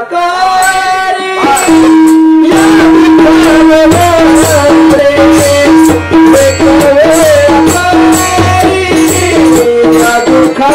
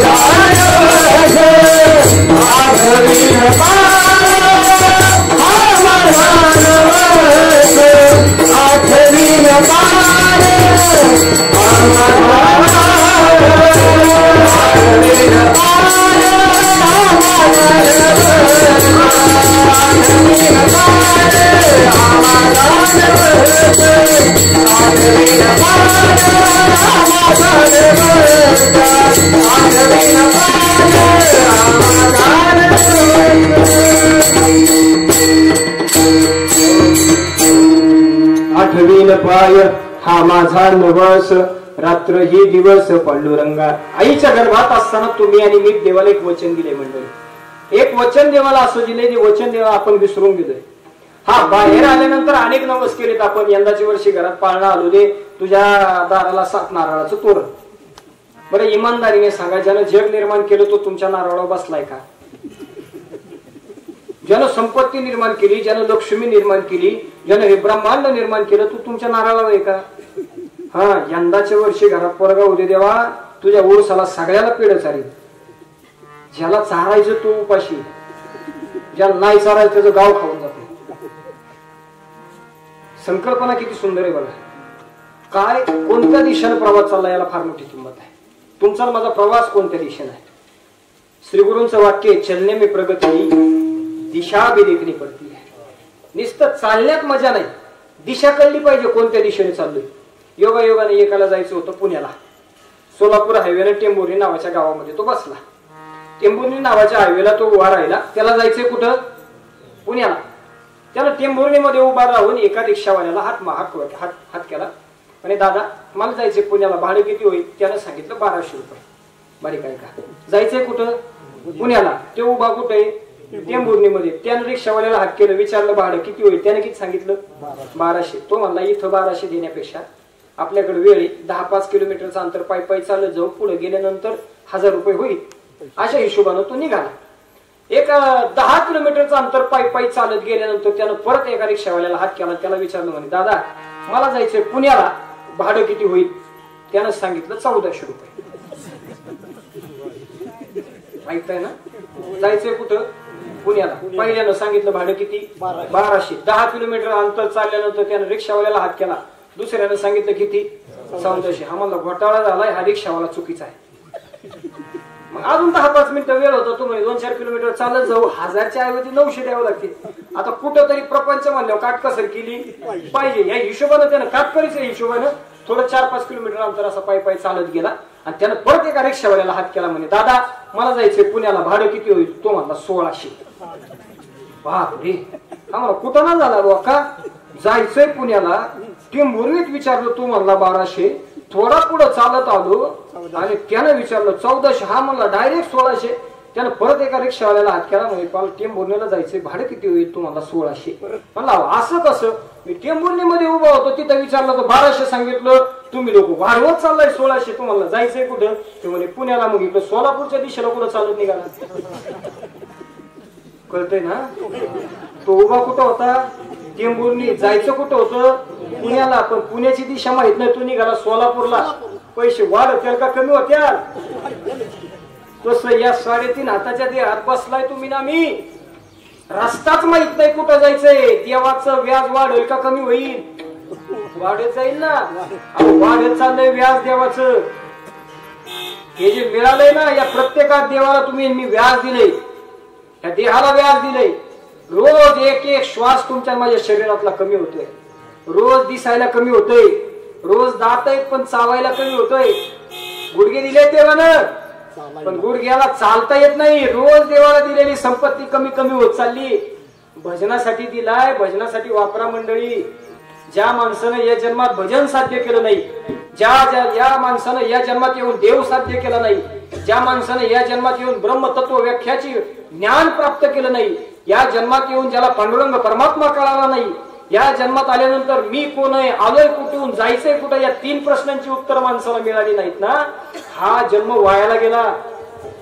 आणि ज्याच्यासाठी दिला त्याच्यासाठी वापरला नाही की लई त्रास होतोय. दात भाकरी खायला दिले, एखाद्यानं विचार केला चांगले मजबूत आहे, मग दातानं खडं फोडायची, टिकत्याल का? नाही. ज्याच्यासाठी दिला ना त्याच्यासाठी नाही वापरला की त्रास होतोय. त्यामुळे आलेल्या कीर्तनाला बसलाय तुम्ही, तुमच्या लेकरासारखा आहे, भावासारखा आहे, पुतण्यासारखा आहे, जे काय मानताल नातवासारखा आहे. एक शब्द घेऊन जा आजच्या कीर्तनातलं घरी. लय लांबून बोलवले मला तेजस भाऊन, लय लांबून. एक साधी विनंती करतो तुम्हा सगळ्यांच्या चरणावर, 3 प्रश्नांची उत्तरं मिळत नाही तोपर्यंत मरू नका. चांगल्या माणसानं 3 प्रश्नांची उत्तरं मिळत नाही तोपर्यंत मरू नाही. कोणता प्रश्न? मी कोण आहे? कोण आहे मी? शुभम महाराज देशमुख. मेल्यानंतर जाणार कुठे? वडगाव रासायला? हा, आणि आलोय कुठून? शुभम महाराज देशमुख जर माझं नाव आहे, जाताना मेलो तो आमच्या गावातील लोक म्हणतात का शुभम महाराज कुठपर्यंत आलाय? डेड बॉडी कुठपर्यंत आली? प्रेत कुठपर्यंत आलंय? आली का नाही बॉडी? मग या शरीरातनं असं काय जातं की जिवंतपणे माणसाला डोळे असून दिसतंय, मेल्यानंतर डोळे असून सुद्धा दिसत नाही. असं काय जातंय की हृदय आहे पण धडधडत नाही. या शरीरातनं असं काय जातंय, हात आहे पण माणसाला हलवता येत नाही, पाय आहे पण माणसाला चालता येत नाही. काय जातं या शरीरातनं? हा प्रश्न पहिल्यांदा विचारा स्वतःला बसला. प्रपंच रावणाला सुद्धा शेवटला नेता आला नाही. त्याला 80,000 बायका होता, आपल्याला एक जड झाली. 80,000 बायका होत्या त्याला. बरं, खालच्या आळची गंगूबाई नाही त्याची बायको, त्या काळची विश्वसुंदरी, अहो मंदोदरी सारखी रूपवान स्त्री त्या काळी झालीच नाही दुसरी कोणती. इंद्रदेवाच्या दरबारात नाचण्यासाठी असणाऱ्या रंभा, उर्वशी, मेनका, जिच्या समोर फिक्या पडायची अशी बायको होती रावणाची मंदोदरी. या जगात 5 पतिव्रता झाल्या, तिच्या 2 नंबरचं नाव येतं मंदोदरीचं. तिच्यासारखी पतिव्रता स्त्रीच नाही. पहिली आत्री ऋषींची बायको, काय नाव? सती अनुसया. अनुसया ही 1 नंबरची पतिव्रता, भगवान दत्तात्रेयांची आई. आणि 2 नंबर तिचं नाव लागतं ना, ती रावणाची बायको मंदोदरी. आणि तिसऱ्यांदा लागतं सीतेचं. देवाच्या बायकोला सुद्धा जेवढा अधिकार नव्हता एवढा अधिकार होता त्या मंदोदरीला. अशा 80,000 बायका असून रावणाला एकही सोबत नेता आली नाही. बरं, आपल्या घरावर पत्रा नीट नाही, त्याची लंका सोन्याची होती. बरं, एक घर नाही, किती? तुकोबा बोलले 7 कोटी घरे जिथे शुद्ध कांचनाची.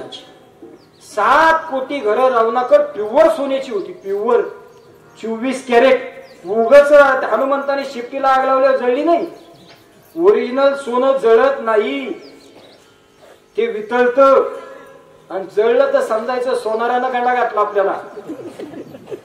का? माझा चांगला मित्र सोनाराचा आहे, चांगला. ओरिजिनल सोनं वितळत, पण त्याच्या वजनात कमतीपणा येत. 7 कोटी घरं सोन्याची होती रावणाकडे. 80,000 बायका, 1 लाख पोरं, 1.25 लाख नातू, 1.25 लाख पंतू. विधानसभेला उभा राहिला असता तर बिनविरोध रावण निवडून आला असता. त्याच्या विरोधात एखाद्यानं फॉर्म भरला असता, त्याचं डिपॉझिट जप्त केलं असतं. एवढी ताकद रावणाकडे होती. पण एकही कवडी सोबत गेली, सांगते कवडी गेली नाही, सांगते कवडी गेली नाही, सांगते कवडी गेली नाही, सांगते कवडी गेली नाही. तुझ्या जाची संपदाय वाणी, तुझ्या जाची संपदाय वाणी, तुझ्या जाची संपदाय वाणी, तुझ्या जाची संपदाय वाणी. कवडी गेली नाही, सांगते कवडी गेली नाही, सांगते कवडी गेली नाही, सांगते कवडी गेली नाही.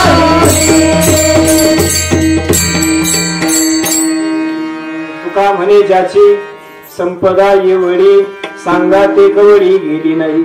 ज्याची संपदा एवढी भरमसाठ होती, त्याला सोबत काही नेता आलं नाही.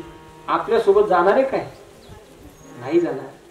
सांगणारा कीर्तनकार सुद्धा इथून फुकट जाणार नाही म्हणले. खिशात पैसा, पैसा सर्वस्व नाही हे म्हणायला सुद्धा माणसाच्या खिशात पैसा लागतो. बरं, मोठं वाक्य. सोबत काहीच जात नाही म्हणणारा कीर्तनकार सुद्धा पाकिट घेतल्याशिवाय जात. पैसे कमवा, 100% कमवा, इमानदारीने पैसे कमवा, रुपयाला रुपया जोडा. हरामाचा पैसा साथ देत नाही आणि इमानदारीचा पैसा साथ सोडत नाही. सगळ्यात जास्त गरज असते ना त्या काळात हरामाने कमवलेला पैसा माणसाला साथ देत नसतो. का? कर्णानं खोटं बोलून विद्या मिळवली, खोटं बोलून. ब्राह्मण पुत्र आहे म्हणून विद्या मिळवली.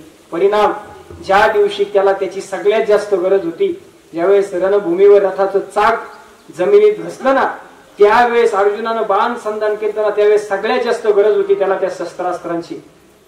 पण त्यावेळेस ते अस्त्र संधान करण्याची विधी मात्र करून विसरून गेला होता. का? त्याला स्वतःच्या श्रीगुरूचा श्राप होता. ज्या वेळेस तुला मी दिलेल्या विद्येची सगळ्यात जास्त गरज असेल त्यावेळेस ती संधान करण्याची विधी मात्र तू विसरून जाशील. ज्या वेळेस जास्त गरज असते ना त्यावेळेस चुकीच्या मार्गाने कमवलेला पैसा साथ देत नाही, पण इमानदारीने कमवलेला पैसा माणसाची साथ सुद्धा सोडत नाही.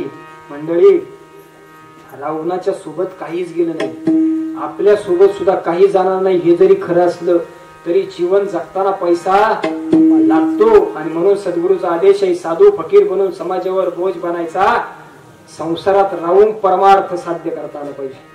संसार करायचा कसा? संसार असावा नेटका, नेटका प्रपंच असावा माणसाचा. एखाद्याने 2 चाकी गाडी घेतली ना त्याच्या ईर्षेने 4 चाकी घ्या. तुम्हाला वाटलं ना आता ह्या खोल्या बाद झाल्या, पण पैसा आहे ना तर चांगलं घर सुद्धा बांधून ठेवा. 100% सुख आपल्याला जिवंतपणे मिळेल एवढी सगळी व्यवस्था करून ठेवा.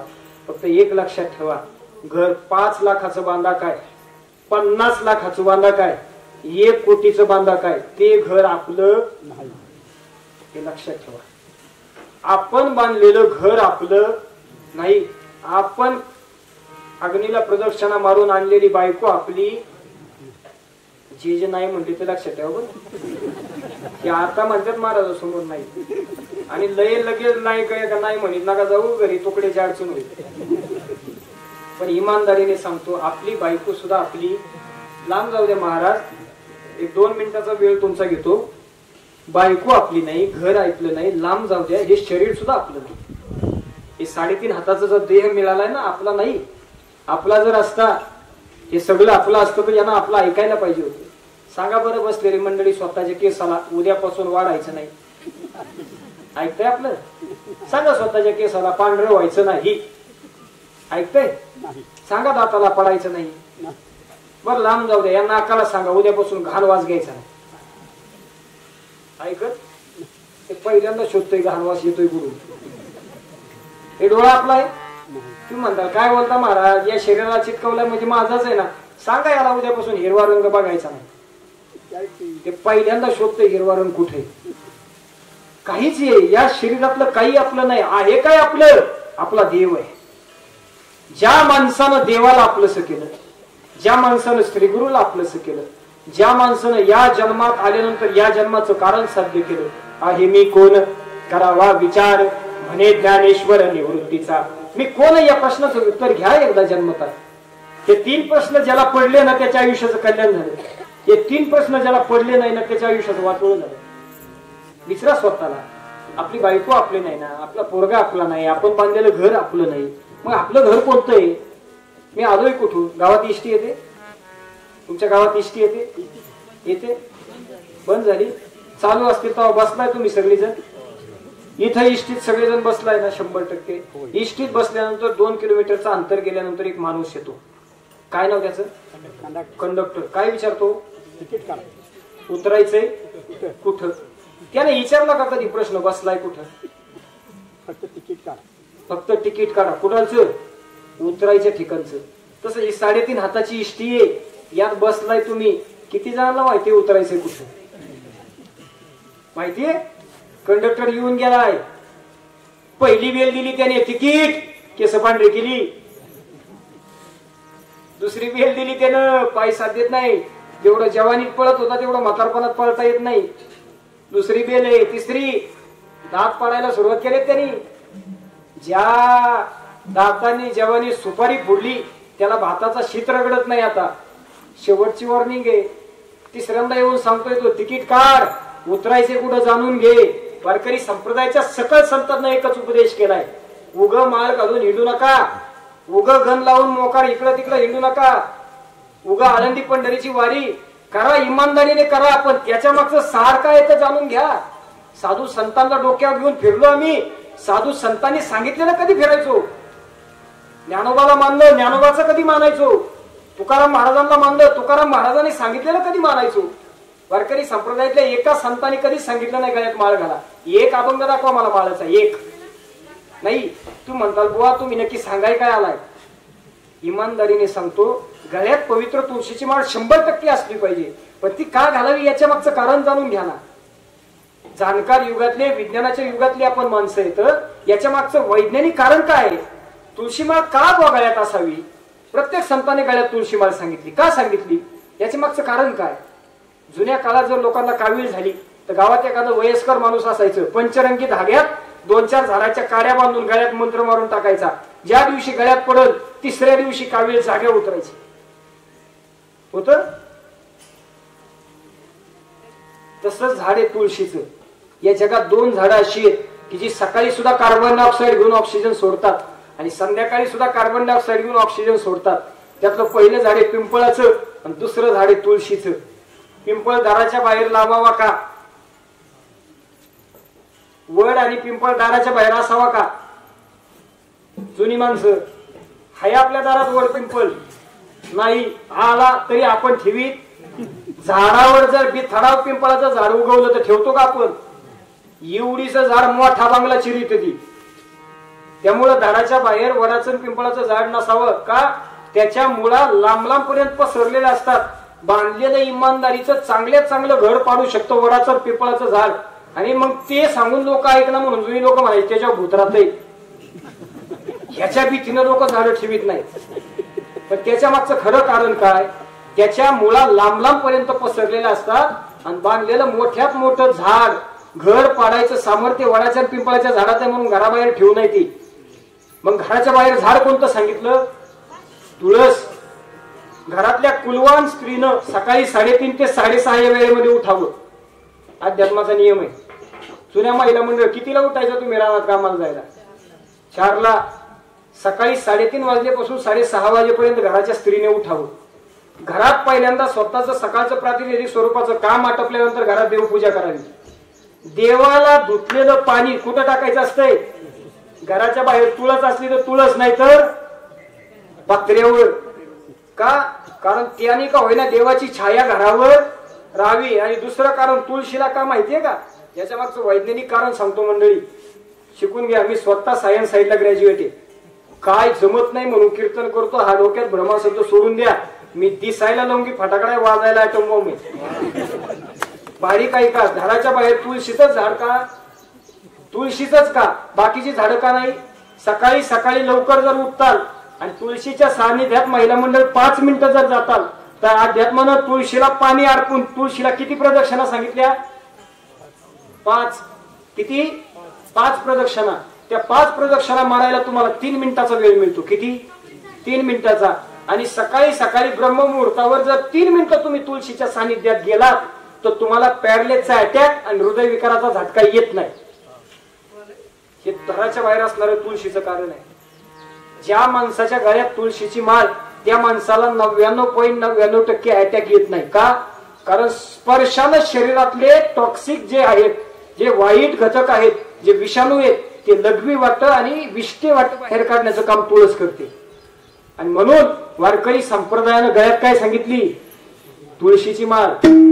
हे आपल्या लोकांनी खायला जमत नाही म्हणून घालाय असं काय नाही त्याच्या मागे. याच्या मागची वैज्ञानिक कारण जाणून घ्या. गळ्यात पवित्र तुळशीची माळ असणं का बंधनकारक आहे? कारण तुळशी माळ हा कंठ शुद्ध करते आणि शुद्ध असणाऱ्या कंठातनच देवाचं नाव निघतं. कुठं होतो आपण? झाला गोठा. कुठं होतो? गावात इष्टी आली, माणूस इष्टीत बसला, विचारतो उतरायचे कुठं? त्यामुळे विनंती करतो कीर्तनाला बसलेले सगळे मंडळी जिवंतपणे आपल्याला उतरायचे कुठं हे जाणून घ्या. कधी मुक्काम आहे आपला? ते लय वाईट आहे हो. मोदी साहेबांनी सगळ्या स्कीम चालू केल्या तशी देवाने एक स्कीम चालू करायला पाहिजे. काय? मागचा जन्म माणसाला 10 मिनिटं रोज आठवायला पाहिजे. मागचा जन्म ज्याला रोज 10 मिनिटं आठवला त्याला कळतं मागच्या जन्मात गाढव होतो, लई त्रास झाला. तुम्हाला या जन्मात फार इमानदारीने राहतो. मी तर कायम सांगतो शहाण्या माणसानं मशानभूमीत एकदा जाऊन यायचं दिवसात, आठवड्यात एकदा. आठवड्यातनं मशानभूमीत जात जा. का?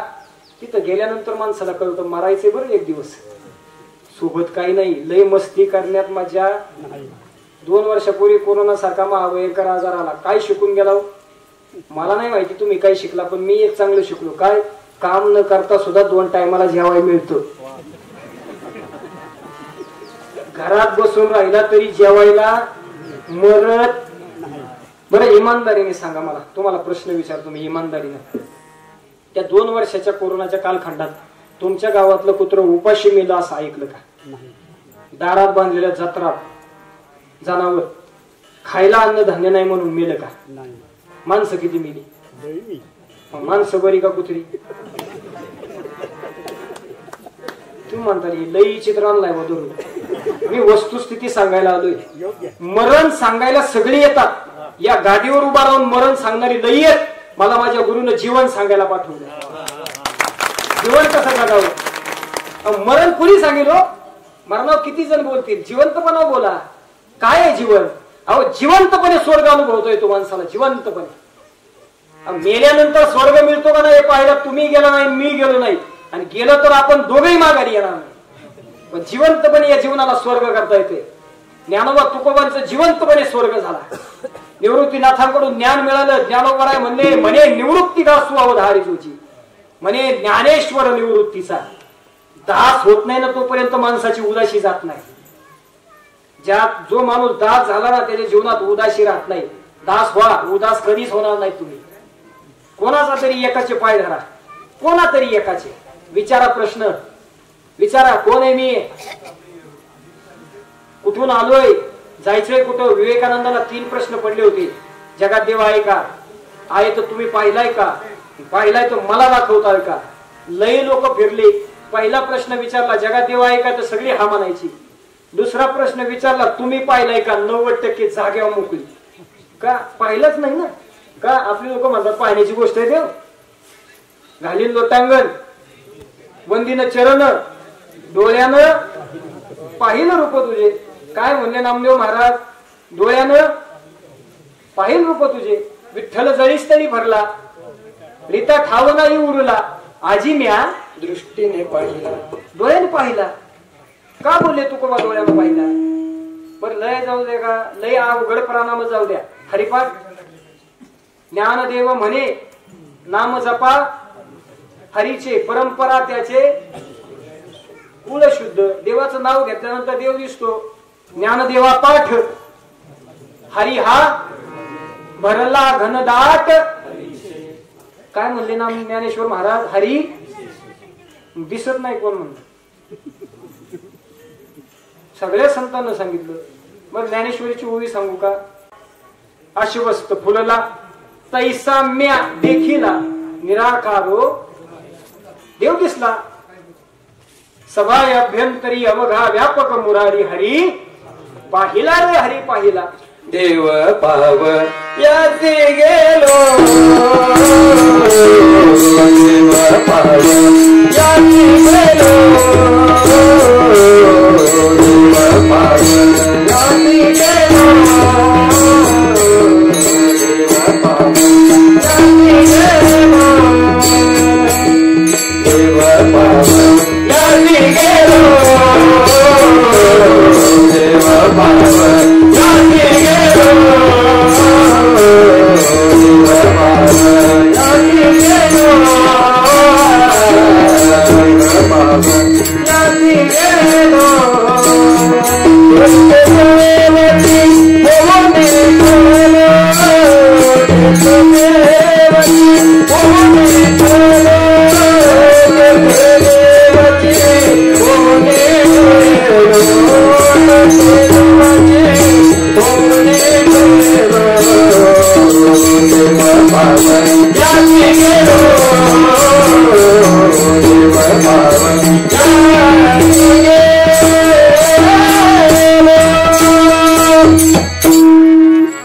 फार सुंदर प्रमाण दिलं महाराजांनी. काय? देव पाहावे असे गेलो, तेथे देवाची होणी ठेलो. किंवा देवा हे देवा हे हृदय मंदिरी शोधून आहे. देव आहे, देव नाही अशी सत्ता या जगात नाही. विकारो विधाताय ठकारो नीलकंठा, नकारो लक्ष्मीकांता विठ्ठला विधी नवी. शास्त्रानं उल्लेख केला विठ्ठलाचा. विकारो विधाता, विधाता म्हणजे ब्रह्मदेव. ठकारो नीलकंठा, ज्याचा कंठ निळा आहे महादेव. नकारो लक्ष्मीकांता, लक्ष्मीचा कांत विष्णू. या तिन्हीचा विलाप म्हणजे विठ्ठल आहे. ब्रह्म विष्णू महेश या तिन्हीची सांगड म्हणजे विठ्ठल आहे. कोण म्हणलं देव अनेक आहे? तुकोबा वेळी होते का आपला तो एक देव करून घ्यावा तेने विन जीवा सुख नाही. कोणता देव सांगितला? नैनन छिडंती शस्त्रानी नैनन दहती पावका नकलेवम किमदंता विमशिष्योत मारुता. मी असा आहे अर्जुना ज्याला शस्त्र कापू शकत नाही, अग्नी जाळू शकत नाही, हवा विजवू शकत नाही. मी कालही होतो, आजही आहे, उद्याही राहील, चिरकाल राहील. काय सांगितलं कुरानने? दानी दानी में अल्लाह है, पत्ते पत्ते में अल्लाह है, इंसान इंसान में अल्लाह है, बच्चे बच्चे में अल्लाह है. अल्लाह नासिब आहे, अल्लाह कासिब आहे. नासिब निर्गुण, कासिब निराकार. काय सांगितलं साधू संतांना? प्रत्येक धर्मग्रंथानं, प्रत्येक संतानं, प्रत्येक वलीनं, प्रत्येक पैगंबरानं, प्रत्येक गुरु नानकनं प्रत्येकानं उपदेश केला काय देव एक आहे. प्रत्येक धर्मानं जगाला प्रेम करायला शिकवलं. कोणत्या धर्मानं जगाला वाईट करायला नाही शिकवलं. खरा तो एकच धर्म जगाला प्रेम अर्पावे, प्रेम द्यावे एकमेकाला. प्रेमानं माणसाला जीवन जगता येतं. आहे तोपर्यंत मजा घ्या, या देहाची आहे तोपर्यंत मजा घ्या. ज्या दिवशी जाईल ना, कोट्यावधीची इस्टेट देवासमोर मांडली तरी हा देह परत नाही. हा देह मिळावा स्वर्गातल्या देवांची इच्छा आहे. स्वर्गातले देव म्हणतात माणसाचा जन्म मिळावा. काय काय विशेष आहे? ज्याला मिळाला त्याला लय झालाय, ज्याला नकोय त्याला वाटतंय भेटावा. बरं स्वर्गात काय कमी आहे बुवा? जाणकार मंडळीत पारायण चालू होतं गावात तुम्ही मंडळी. ज्ञानेश्वरीच्या 16व्या अध्यायात स्वर्गाची श्रीमंती आहे. ज्ञानेश्वर महाराजानं ज्ञानेश्वरीच्या 16व्या अध्यायात स्वर्गाची श्रीमंती सांगितली. काय आहे स्वर्गात सांगू का? मी परवा दिवशी जाऊन आलो. आहे का असं काय? पण आपल्या वारकरी संप्रदायात शब्द प्रमाणाला किंमत आहे. प्रत्यक्ष प्रमाण, अनुमान प्रमाण, शब्द प्रमाण, अनुपलब्धी 6 प्रमाण आहेत आपल्याकडे. त्यातल्या शब्द प्रमाणावर वारकरी संप्रदाय चालतो. बाकी सगळे प्रमाण हे फक्त आणि फक्त प्रत्यक्ष प्रमाणावर चालतात. बाप दाखव नाही तर श्राद्ध घाल, सोडून दे बाकीचं. शब्द प्रमाणावर चालतो. ज्ञानेश्वर महाराजांना 16व्या अध्यायात स्वर्गाची श्रीमंती सांगितली. काय श्रीमंती आहे स्वर्गात? काय आहे? आपल्याकडे डांबरीचे रस्ते, योगायोगाने इथं आल्यावर सिमेंटाचा लागला. माग 100 मीटर रस्त्यात खड्डा का खड्ड्यात रस्ता, मेळ लागत नाही. आता योगायोगाने आता तुमच्याकडे फार चांगले हो. तुम्ही कधी कधी योगायोगानं नगरकडे आला ना, नगरकड इसरातवाला हे हिंडत्यातले नगरकड जर घुसला ना तर असं वाटतं या भागात चुकून तारीख घेतली. अगदी इमानदारीने बोलतो 3 किलोमीटरचा प्रवास करायला कमीत कमी 20 मिनिटं लागतात. एवढे वाईट रस्ते, कुठं गाडी टेकल याची गॅरंटी देता येत नाही. असे सगळे रस्ते कुठे आहेत आपल्याकडे? स्वर्गात असा रस्ता आहे. स्वर्गात एक असा रस्ता आहे की ज्या रस्त्याला चिंतामणी चिटकवली. स्वर्गामध्ये जी डांबरी ना चालायला देव चालतात त्याला चिंतामणी चिटकवली ताई. बरं चिंतामणी एक असा दगड आहे, ज्या माणसाच्या हातात तो दगड त्याच्या आयुष्यात चिंता राहत नाही. सार्थक महाराज, त्या माणसाच्या आयुष्यात चिंता राहत नाही. त्याच्या आयुष्यात एखादी चिंता पडली आणि त्याच्या हातात जर चिंतामणी असला तर सगळी चिंता एका मिनिटात गायब करतो तो. अशा मणी डांबरीला चिटकवलेत. कुठं? चला नाही जाऊ, आणायला गेले मागे येऊ आपण. बरं आपल्याकडे वडाची, पिंपळाची, येड्या बाबळीची झाडे. स्वर्गामध्ये एक असं झाड आहे ज्याच्या खाली बसलं मनात इच्छा आली तरी समोर प्रकट होती. काय? कल्पवृक्ष. कल्पतरू तळवटी जो कोणी बैसला काय येऊन ये त्याला सांगा बापा. कल्पतरूच्या खाली बसला, मनात इच्छा आली की कल्पना पूर्ण करण्याची ताकद ज्या झाडात आहे. ते झाड कुठे आहे? स्वर्गात. आपल्याकडे आहे का? बरं आपल्याकडे प्यायचं झालं, हा आपल्याकडे प्यायचं झालं काय? पाणी आहे. मग चुकीच्या मार्गाला तुम्हाला न्यायचं नाही, विचारही आणू नका. आपल्याकडे प्यायला पाणी आहे. स्वर्गात प्यायला अमृत आहे बुवा. एक असं द्रव्य एकदा माणूस प्याला की तो कायमस्वरूपी अमर झाला. असं प्यायला कुठे आहे? बरं आपल्याकडे जर्सी गाईचं दूध आहे. जर्सी गाई, तिच्या दुधानं शरीराला 25 प्रकारचे आजार होतात. WHO संशोधन करा. जी माणसं पिशवीतली दूध पितात त्यांना शुगर जास्त लवकर होते.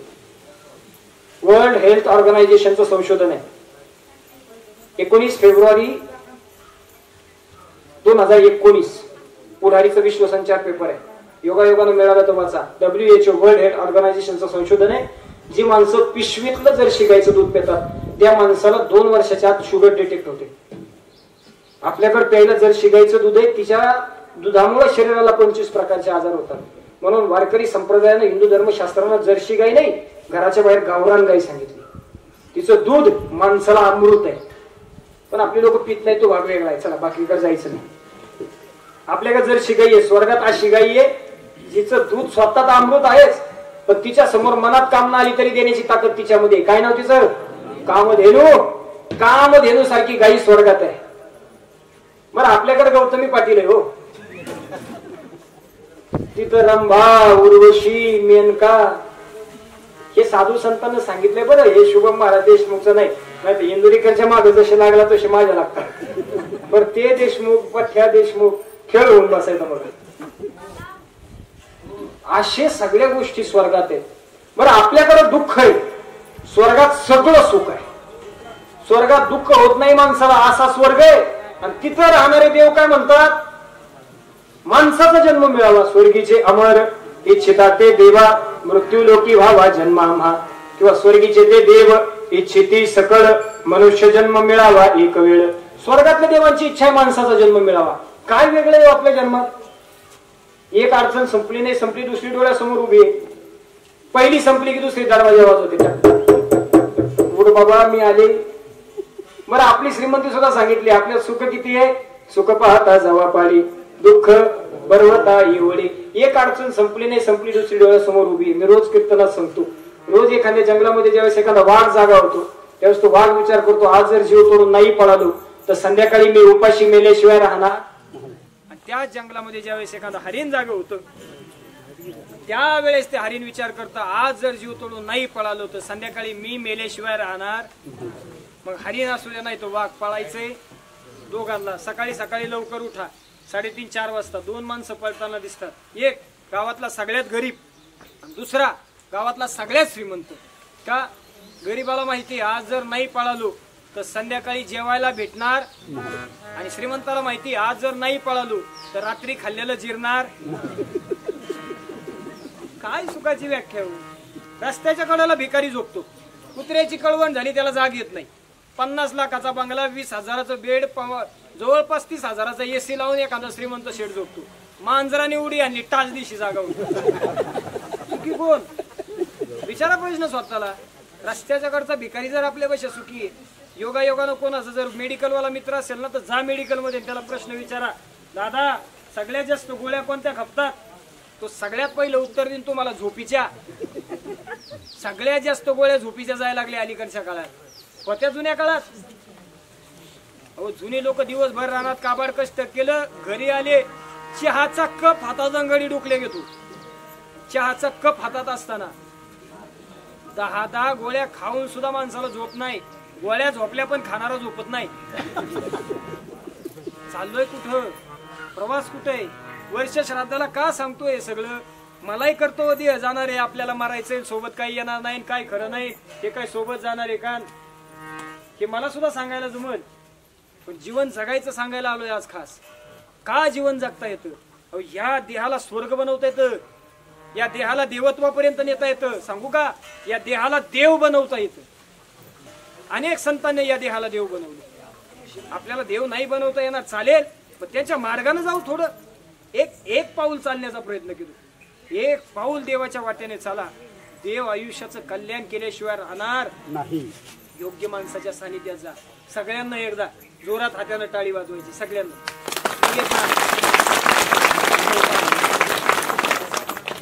गोळच आहे एकदा सगळ्यांना जोरात हात वर करा, खाली बाजूला गेलं एकमेकीच्या डोळ्यात. हा रामदेव बाबाचा व्यायाम आहे, मध्ये आधी खरेच आजारी कमी पडतात.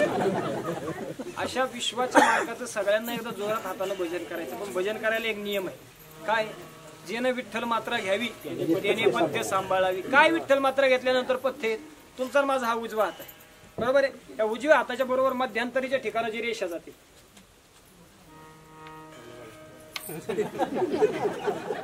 बाबा ते कीर्तन बाजूला राहू दे, ये सांगा.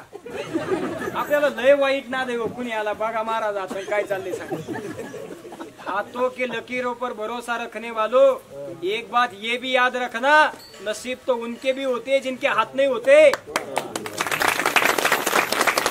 नीट ना दे. एखादा आला तुझ्या घरात सगळं सुखाने चाललंय पण तुला सासू चांगली नाही, लई इमानदारीने कष्ट करते पण तुझ्या या हाताला यश नाही, सगळं करायला जाती ग पण तुझ्या घरात शेवट पैसा शिल्लक राहत नाही, तू लई चांगला आहे पण बायको तुला साथ देत नाही, तोंडात तुझ्या गोडवा आहे, राजकारणात पडू नको, पडला तर सख्या भावा विश्वास ठेवू नको. हे सांगणारे हात दाखवल्यानंतर लई येतील पण हाताची लकीर न बघता मस्तकाची लकीर निवडतो ना त्याला गुरु म्हणतात, तो मिळणं कठीण आहे. हाताची रेषा बघणारे लई सांगतील तुम्हाला पण कपाळावरची नशिबाच्या रेषा जो बदलतो ना असा गुरु जीवनामध्ये पाहिजे माणसाच्या. त्यानं मस्तकावर हात ठेवला ना तर केसापासून नखापर्यंत अंगाला घाम फुटला पाहिजे असा गुरु पाहिजे. उगा कोणाच्या नादी लागण्यात काय मज्जा आहे. तुमचा माझा हा उजवा हात आहे बरोबर, या उजव्या हाताच्या मध्यंतरीच्या ठिकाणाची रेषा निघते तिला धनरेषा म्हणतात. ही रेषा ज्याची या बोटावर कडक पद्धतीने गेली सरळ त्याच्याकडे पैसा जास्त असतो, बघून घ्या. बरोबर या बोटावर गेले तर तिला धनरेषा म्हणतात. ज्याची रेषा करकरीत त्याच्याकडे नोटा करकरीत, ज्याची रेषा निम्म्यात थांबली त्याच्याकडे मला पर्याय. सांगू का, एकाला सांगायचे 500 रुपये म्हणतात बरा चाट आहे. ऐका, तिला धनरेषा म्हणतात. तुमच्या माझ्या हातावर असणाऱ्या रेषांना एक योग्य शास्त्र आहे बरं. हिंदू धर्मात याला हस्तरेषा शास्त्र म्हणतात. याचा अभ्यास आहे. या शरीरातल्या असणाऱ्या प्रत्येक एका रेषेला एक खास अभ्यास. ते अभ्यास करणारी लोक कमी आहेत म्हणून ह्याच्या मग अंधश्रद्धा वाढली लोकांची. ह्या रेषांचा बरोबर अभ्यास काही लोकांना फार कमी. सांगू का 2-4 मुद्दे? हे बाकीचं जाऊ देऊ, हे सांगा. याच्यावर आपला लय नाद आहे. आपण माझा हा उजवा हात आहे, ही जी रेषा जाते बरोबर हिला धनरेषा, त्याच बाजूने करंगळीच्या बाजूने एक आडवी रेषा जाते बघा, या रेषेला छेदत आडवी. याच्यामध्ये जर गुणाकाराचं चिन्ह असेल तर त्याला 75 पेक्षा कमी वर्षाचं आयुष्य मिळतं. बघा बाबा, आता नाही बघणार.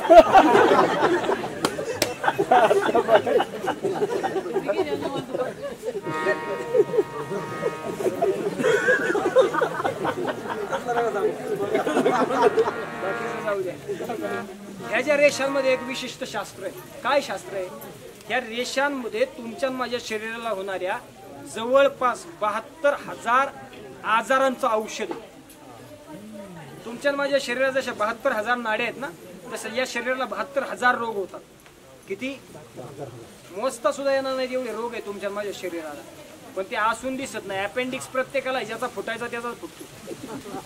दूधखडा प्रत्येकाला आहे पण ज्याचा दुखायचा त्याचा दुखतो. पोट सगळ्यांना आहे पण ज्याचे नळी यायचे त्याच्याच येतात. लिव्हर सगळ्यांना आहे पण ज्याने जास्त आती केला त्याचाच फुटतो. तुमच्या माझ्या शरीरात 72,000 नाड्या आहेत. याला होणाऱ्या 72,000 आजारांचं औषध 10 बोटात आहे. काय सांगू का? आणि टाळी वाजवून मग सांगतो. सगळ्यांना एकदा त्या विश्वाच्या मालकाचं बघा. कीर्तनात चुकी करायची नाही, तुम्हाला पांडुरंगाची शपथ आहे. कुणीच हात जोपर्यंत सांगत नाही तोपर्यंत खाली घेऊ नका. सगळ्यांना एकदा जोरात हात वर करून असं मोठ्याने विश्वाच्या मालकाचं भजन.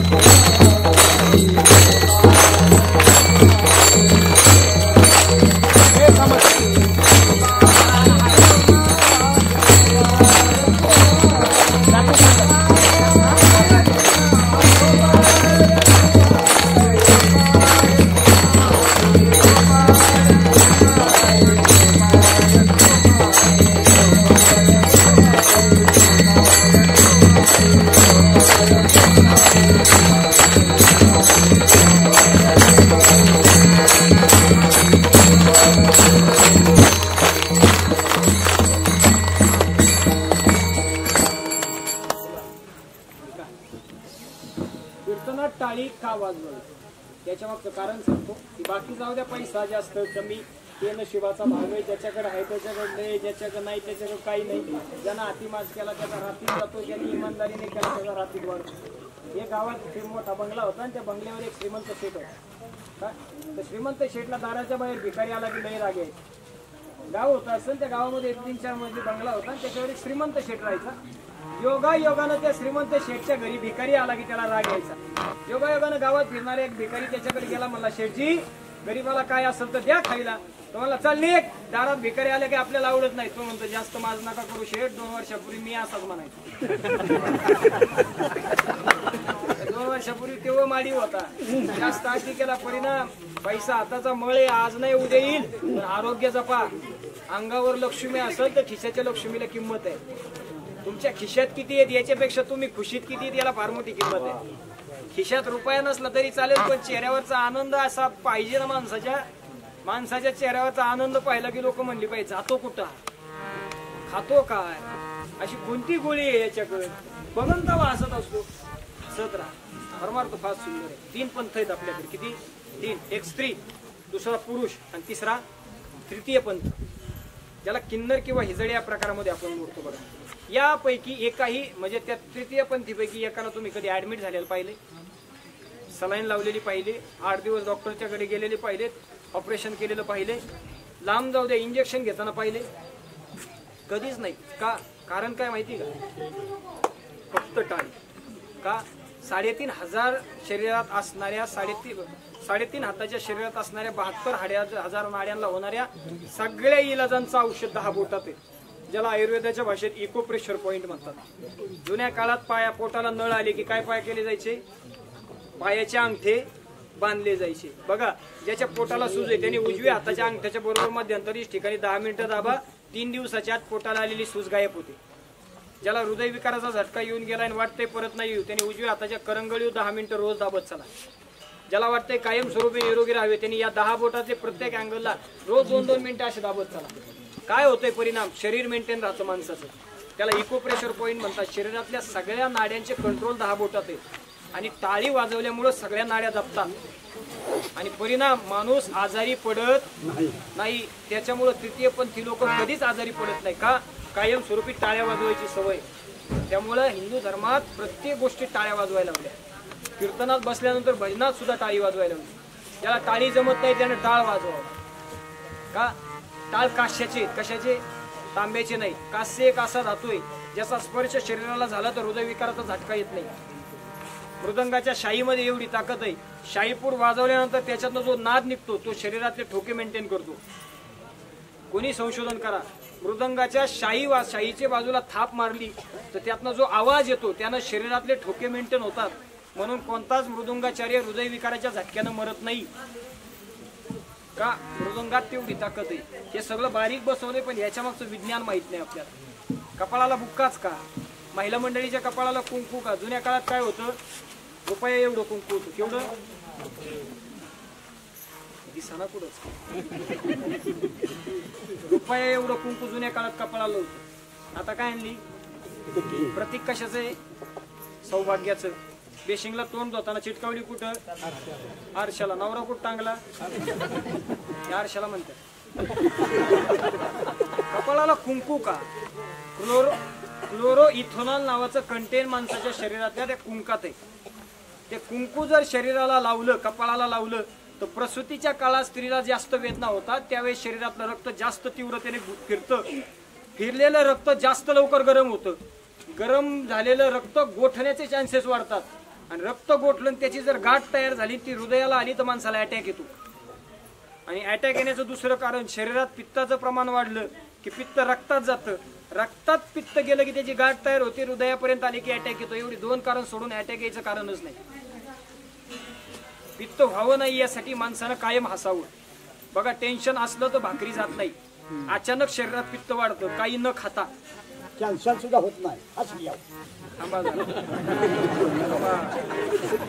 येडा आहे. मी जोग महाराज वारकरी शिक्षण संस्थेचा विद्यार्थी. दिसायला लय काडीमुळे पण पहिलवान डोक्यावर टाकतो. विज्ञान समजून घ्या. मागचं विज्ञान काय ते समजून घ्या. जे घटक कुंकात आहे ना ते घटक वारकऱ्याच्या बुक्क्यात आहे म्हणून वारकऱ्याला बुक्का आहे, अष्टगन नाही. बघा, प्रत्येकाच्या कपाळाला बुक्का दिसेल. कपाळाला जर कधी विदर्भात गेला, बाकीच्या भागात गेला, वृंदावनला गेला तर कपाळाला चंदन आहे. का? माणसाचा मेंदू जास्त अस्थिर झाला तर चंदनामध्ये असे घटक आहे माणसाचा मेंदू शांत करतं. ज्याला झोप येत नाही ना त्या माणसानं ओरिजिनल चंदन उघडायचं आणि ते चंदनाचा बारीक लेप भोवयांवर लावा. सगळ्यात जास्त लवकर झोप चंदनाने येते. हे विज्ञान आहे वारकरी संप्रदायाचे. विनंती करेल मंडळी, तुमचं लेकरू आहे, अध्यात्म समजून घ्या. हे जुनं आहे, हे सगळं प्रिमिटिव्ह आहे, हे मानत बसू नका. आपली शिकलेली पोरं आता अध्यात्माकडे येत नाही. विनंती करतो, मी तुमचा आहे, तुमच्यातला आहे, तुम्हाला बोललं पाहिजे. त्यामुळे इमानदारीने सांगतो, अध्यात्माकडे या. मी म्हणत नाही गळ्यात माळ घाला, मी म्हणत नाही आळंदी पंढरीची वारी करा, मी म्हणणार नाही तुम्हाला हरिपाठाला 2 तास वेळ द्या. अध्यात्म म्हणजे काय हो? रस्त्यानं तुम्ही चाललाय, रस्त्यानं चालता चालता एखादा गरीबाचं लेकरू तुम्हाला उपाशी दिसलं ना, त्याला 10 रुपयाचा वडापाव घेऊन द्या, ते अध्यात्म आहे. तुम्ही रस्त्यानं चाललाय, एखादा माणूस, एखादा वयस्कर माणूस दिसतोय, त्याला चालता येत नाही, त्याला घेऊन सोबत घेऊन चला, त्याला जिथं पाहिजे तिथं सोडवा, अध्यात्म आहे. त्याला गळ्यात माळ नाही लागत, त्याला कपाळाला गंध नाही लागत. साध्या साध्या गोष्टीतनं देव जाणता येतो. 1 मिनिट घेतो, कीर्तनाला पूर्ण विराम देतो. आमच्या गावात एक योगायोगाने घिसाळी समाजाचं घर आहे. एक 20-22 दिवसापूर्वी त्यांच्या घरात खेळणारं एक लहान लेकरू मी रोज गावात जाताना पाहायचो. एवढ्या भर उन्हाळ्यात ते रस्त्याने पायी फिरायचं, पायी ते रस्त्यानं फिरायचं. ते घिसाळी समाजातल्या त्या पोराचं लेकरू मी पाहिलं, दया वाटली. का काय गावात गेलो, 200 रुपयाची चप्पल घेतली, त्या पोराने दिली. चप्पल घालायला त्या गरीबातल्या पोराला रिकामे पायाने चालत होतं, ऊन होतं प्रचंड, पाय बाजायचे, वाईट वाटलं. 200 रुपयाची चप्पल घेतली, त्या पोराला दिली. त्या पोरानं चप्पल घेतल्यानंतर पहिला प्रश्न मला विचारला, म्हणे महाराज तुम्ही देव आहे का? काय महाराज तुम्ही देव आहे का? मी म्हणलं नाही बाबा. काय रे? तो म्हणला संध्याकाळी झोपताना मी देवाला सांगितलं होतं, खरंच जर तू या जगात आहे तर उद्या मला चप्पल दे. काय म्हणलं पोरग ते? मी संध्याकाळी झोपताना देवाला सांगितलं, खरंच तू जर या जगात आहे ना तर मला आज चप्पल दे. आज तुमच्या रूपात नका व्हायना, पण मला चप्पल दिली, म्हणून मला वाटतंय तुम्ही देव आहे का. आज 20 दिवस झालं मी गावात दिसलो की पोरग कुठूनही पळत येतो, पायावर डोकं ठेवतं. त्याला देव व्हावं लागतं. तुम्ही केलेली रुपयाची मदत सुद्धा कोणाच्या तरी आयुष्याचं कल्याण करू शकते. या जिवंतपणे आईबाप सांभाळा, मेल्या बुंद्या घालण्यापेक्षा जिवंतपणे स्वर्गात ठेवा, एवढीच विनंती करेल. आईबाप सांभाळा हे म्हणायला अजून आपला समाज एवढा खाली गेलेला नाही. आपल्याकडे 100% आईबाप सांभाळतात सगळे लोक. आणि ग्रामीण भागामध्ये 99.99% शेतकरी लोक आईबापाला सांभाळतातच. त्यामुळे विनंती करेल, अध्यात्म जाणून घ्या. आपल्या हिंदू धर्मात जे काही गोष्टी सांगितल्या ते जाणून घ्या. आपण जिवंत आहे तोपर्यंत आनंद घ्या. मेल्यानंतर शिल्लक काही राहत नाही, सगळा राहतो पसारा, अभंगाचं पहिलं शिर.